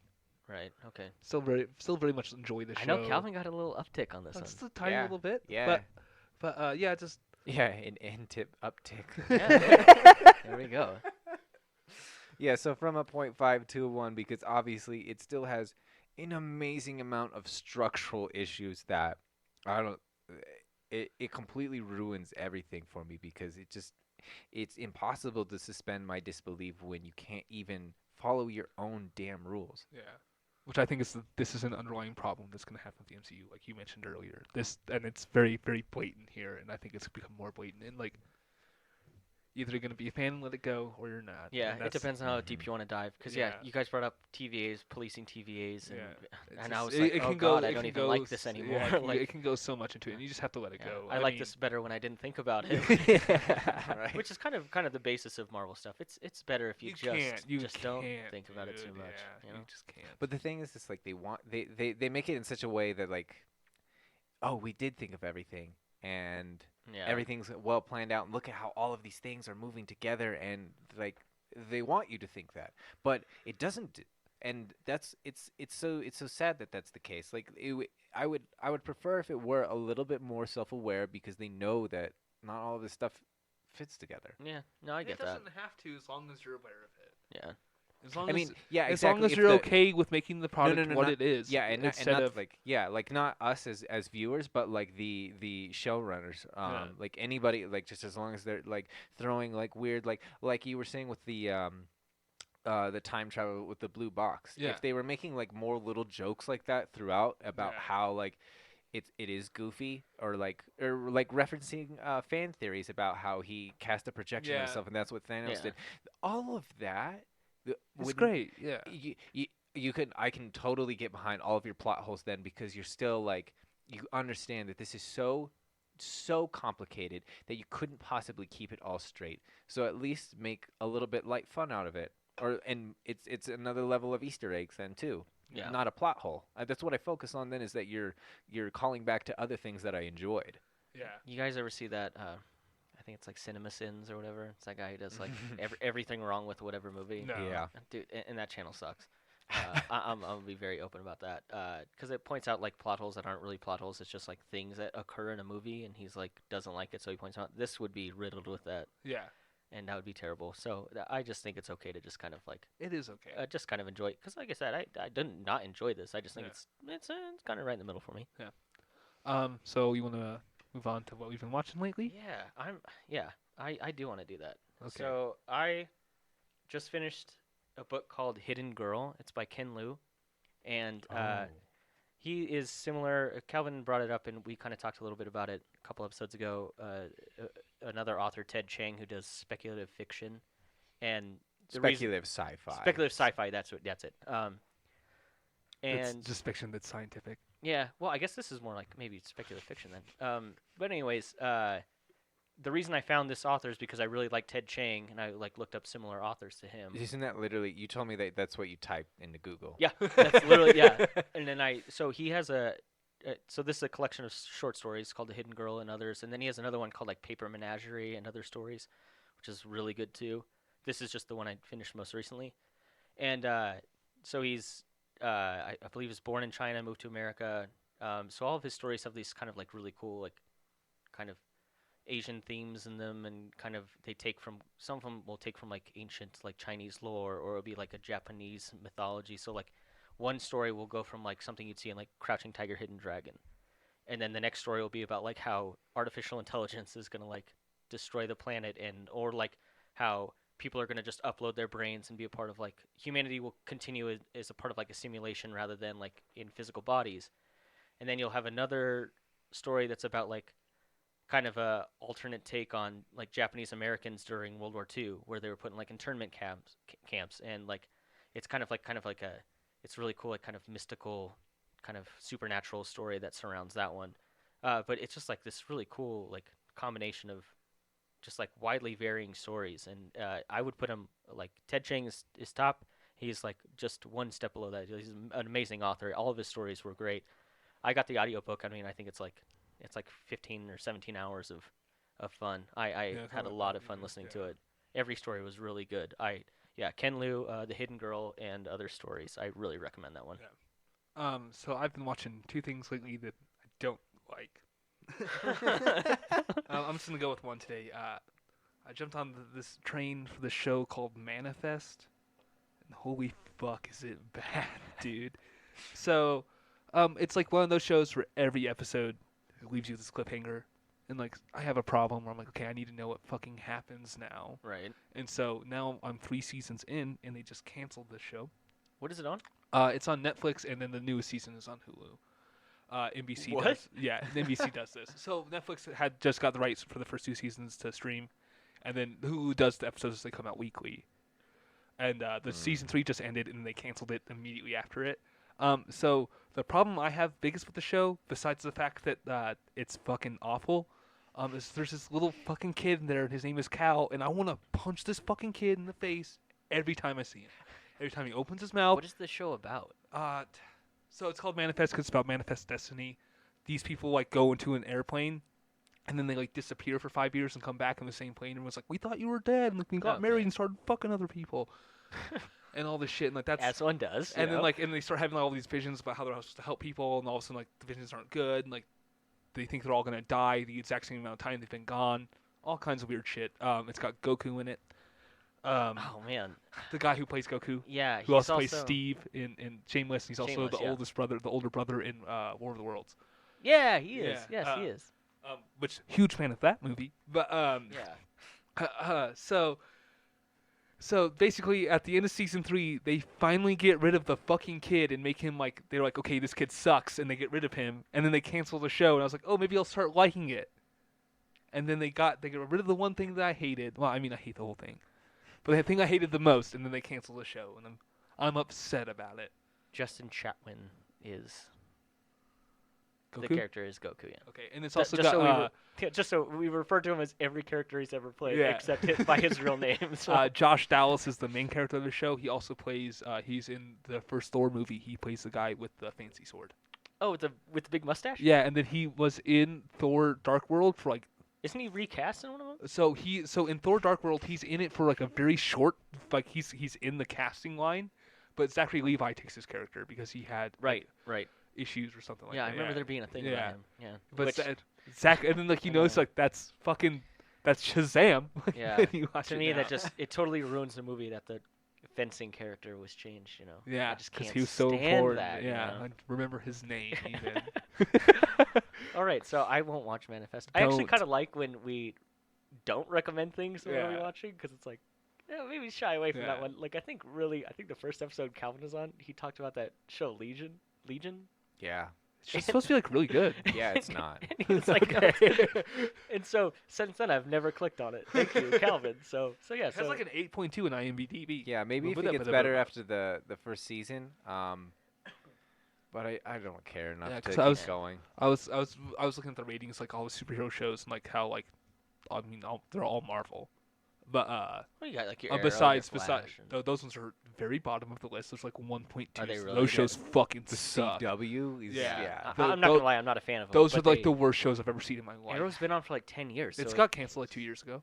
but it ran for like 10. Yeah, it ran for a long time. So, I I mean, it didn't must even have know it stayed- existed until like 2 years ago. I'm But, saying it stayed popular for a Yeah, while. it so did. That's because something's popular doesn't mean it's good. They're not wrong. But like obviously the other ones are like Invincible and like The Boys, like are the other two that are up there. They're Yeah, very good. But like in like yeah, Legion was up there, and I was like, oh, I haven't seen that. I thought it was gonna fucking stink. I was like, maybe it's good, but guess not. It's so the first season is pretty much Inception. Yeah, that's not surprising. I also don't like that movie, so Yeah, so like it's a lot of fun visuals. It's like the reviews I kept reading about it was like, it's not necessarily it's contrived, but it's pushing the boundary on a lot of mainstream television as far as like what we wanted to what you can show and what's visually interesting and what's proper narrative. And so it's like, okay, so like, and then I get in there, and so I'm expecting something maybe like borderline avant-garde, and it's not. It's a normal narrative that's just boring and Yeah. convoluted. Like it's not special enough or interesting enough or weird enough, even like as like an indie movie that has like a cult following. It's It's the official opinion of this podcast to not watch Manifest or Legion. So Yeah. I think you should watch Manifest to understand what bad TV Yeah, is. okay. yes, is it Yeah. part of your Yeah. re-education? Yeah. All right, Calvin, what have you been watching lately? I honestly have just been binging everything for this show. So That's cool. I was just gonna give a recommendation for music. So I have weird taste in music. So Dude, Just Calvin, make sure you don't play it on here. Dude, Calvin Yeah. has it's literally a folk music playlist. Dude, We were riding with him. We went and got like breakfast a couple weekends ago. We played shuffle. And on his Calvin phone. played like a folk music playlist. It had like pirate music. Yeah, in there's it. the pirate thing is what I was gonna bring up. He has pirate music on his fucking Yeah. phone. It was Like, yeah, amazing. No, I have pirate folk music, and I also have pirate folk metal, Yeah. and they're called Ailstorm. So Oh. like I like have a very like wide range of music taste, and like Yeah. I think mine's pretty weird. And then you come out of nowhere, Calvin. Yeah, I have 3 different folk playlists. I have my Scandinavian folk playlist. Yeah. I have my normal like Americana bluegrass folk playlist, and then I have my Ooh, folk. that sounds actually pretty cool. I like a big fan of bluegrass stuff. It's Oh so- yeah, yeah, it's- like you're- Billy Strings. Yeah, Billy Strings is good. Oh, I dude. love Billy Strings. So It's like so, bluegrass, I uh, think is like the metal of country music. It's like Oh, totally. Yeah, good, it's because it's built on similar modes. It's your taste is so eclectic. half past Yeah. salmon, dude. Big Yeah. fan. Yeah, and All right, so so I'm gonna give us I'm the gonna bands. give Give you, us I'm gonna give you recommendations. an out there one because this is not like I'm a pretty other than like my folksy and classical side, like I'm mostly interested in a lot of different versions of metal and extreme metal. But Extreme. Willow came out with her new album today. Lately, I Feel Everything, and it's more of rock elements. It's so fascinating. You get her normal amazing vocal range and timbre, with Are you talking about Willow Smith? yeah. No way. Her Okay, wow. her discography. Oh, is, holy shit! I thought you were talking about like some band called Willow. no, dude. I'm talking about Willow You're Smith. talking about like the I whip daughter my hair who's back and forth. yeah. Will Smith's daughter, who's Wow. named You- after him, Literally, like everything after that is like You're right. you know like and she's Jaden like, Smith is named after Jada. Just saying. Yeah, like Wow. so she's like like some of the lyrics in some of her earlier stuff is like, oh yeah, like a teenager wrote this, but her I'm fucking feeling, blown away by this recommendation yeah, right now. Yeah. her feeling for music, for phrasing, is so unique. She starts like it's basically like coffee house jazz in her first album, and then she incorporates electronic elements in her next one. She just did an EP last year with What does that stand for? extended player. I never I was knew. gonna say electronic playlist, and I was Yeah, just gonna I make like things extended I player was like, versus long player. I know Calvin up. knows. So that's an LP is. Yeah, and that's what an LP is. That's a full album. So what the I've fuck been- is yeah. so an album is an LP? Yeah, an album is an LP. I've 'cause been it's a long waiting- player. Then why is every dubstep artist come out with an E EP? Because it's an extended player. It's more than a single, but it's not a long player. Okay, but like some of them are like 14 tracks. They still call them EPs. Are they wrong? Well, then? they're all the same song usually, and just remixed. Okay, they're that's- not all the that's- same song. I mean, Well, then I guess they're not like they're just not following what the definition What it's of an supposed to EP be, is. They just, okay. like, yeah, because I think it also has more to do with the amount of time. Because when you yeah. originally create, like those terms are fairly old, and obviously there were limitations on what you could fit on the media that they were produced on Like- CDs and tapes and Like and Dead cassettes, Mouse, like 4 times 4 equals 12. That's an EP, but I mean, That's a full album. That's Yeah. yeah. You're right. That's yeah, so weird. Yeah. yeah. Yeah, I think maybe So- just they keep using the term, but they are not staying accurate to the definition. Yeah, that makes Yeah, sense. yeah. So that Okay, could so be the Willow case. Smith. Willow Smith, and so now she's got Travis Barker on a couple songs. In this album Garbage. as a drummer. I don't care. I hate him. So No, but I mean, just like that's the type of level of musicianship she's bringing to this. Like she's like a real serious artist that went from I whip my hair back and forth to song's a banger. yeah, but like it was just I'm just like kidding, yeah, Calvin. everyone just Kidding. thought like well, I mean, just think like She's think only the doing thing this saying, like- because she's Will Smith's daughter. yeah, and same that's thing. why, I think yeah. that's what Jaden Smith does a lot of. Cause I don't think His he's- music's not bad. like it's just not as good as hers. Like you can Huh. tell that this is I clearly. mean, I'm a fan and- of hip hop. So, yeah, but like her, like as an artist, it's just like wow, like you're like she's not doing any of this for commercial reasons. It's just like this is how I see music in my interpretation, and it's really interesting. she's like an actual Yeah. artist. Yeah. What's the exactly. What's the name of the album again? Lately, I feel everything. Okay. Wow. Okay. I'm Yeah. gonna have to Even check that like out. yeah, Yeah. I mean, I'll And definitely then- listen to it. Yeah. And then also Powerwolf came out with their new album, Call of the Wild. See, that sounds awesome. Yeah. Everything you just said, Oh. Powerwolf, Call of the Wild, makes Yeah. me feel like a man. Okay, they're literally a That's German power metal band that Okay, like yeah, dude. it's what? all built on like with like they dress up with like face paint and they're all like Catholic all of it there's all this Catholic imagery and Right. yeah, it's just we can listen to some after this because Cool. That's why I love this segment because it's what are we watching? But Yeah, it's books and but shows. I and- mostly just talk about books because that's Yeah. just like because I do that at work. I just listen to a ton of audiobooks, yeah. so I and mostly see, talk listen about to, books. and I listen to music. Yeah, so I love that. I See, like that. I it do can podcasts. I just never bring them up. But, Yeah. yeah. Yeah, no, I Yeah, we can't help we- our competition. dude. And they're all sports podcasts, dude. They're not competition. Well, no, I that's why I love this segment a lot. I like hearing what we're doing. So yeah, with that, I think we're wrapping up, right, guys? Yeah, I'm glad that this was a nice like our stated goal. This was going to be a nice short episode. yeah, very Just, short. like we're just going to get like the main points and Yeah. Then we didn't dive into like how time travel was skewed or anything like that. So. yeah, we really didn't even touch like we didn't have a long discussion of what I think is the biggest problem with all of us. We just touched on how much I don't want to talk about that because it's a big conference. Okay. That's fine with me. All right, so with that, I'm your host Connor, and I have my co-host Jaden Yee. and former guest Calvin, Thanks for having me back. and thank you for listening.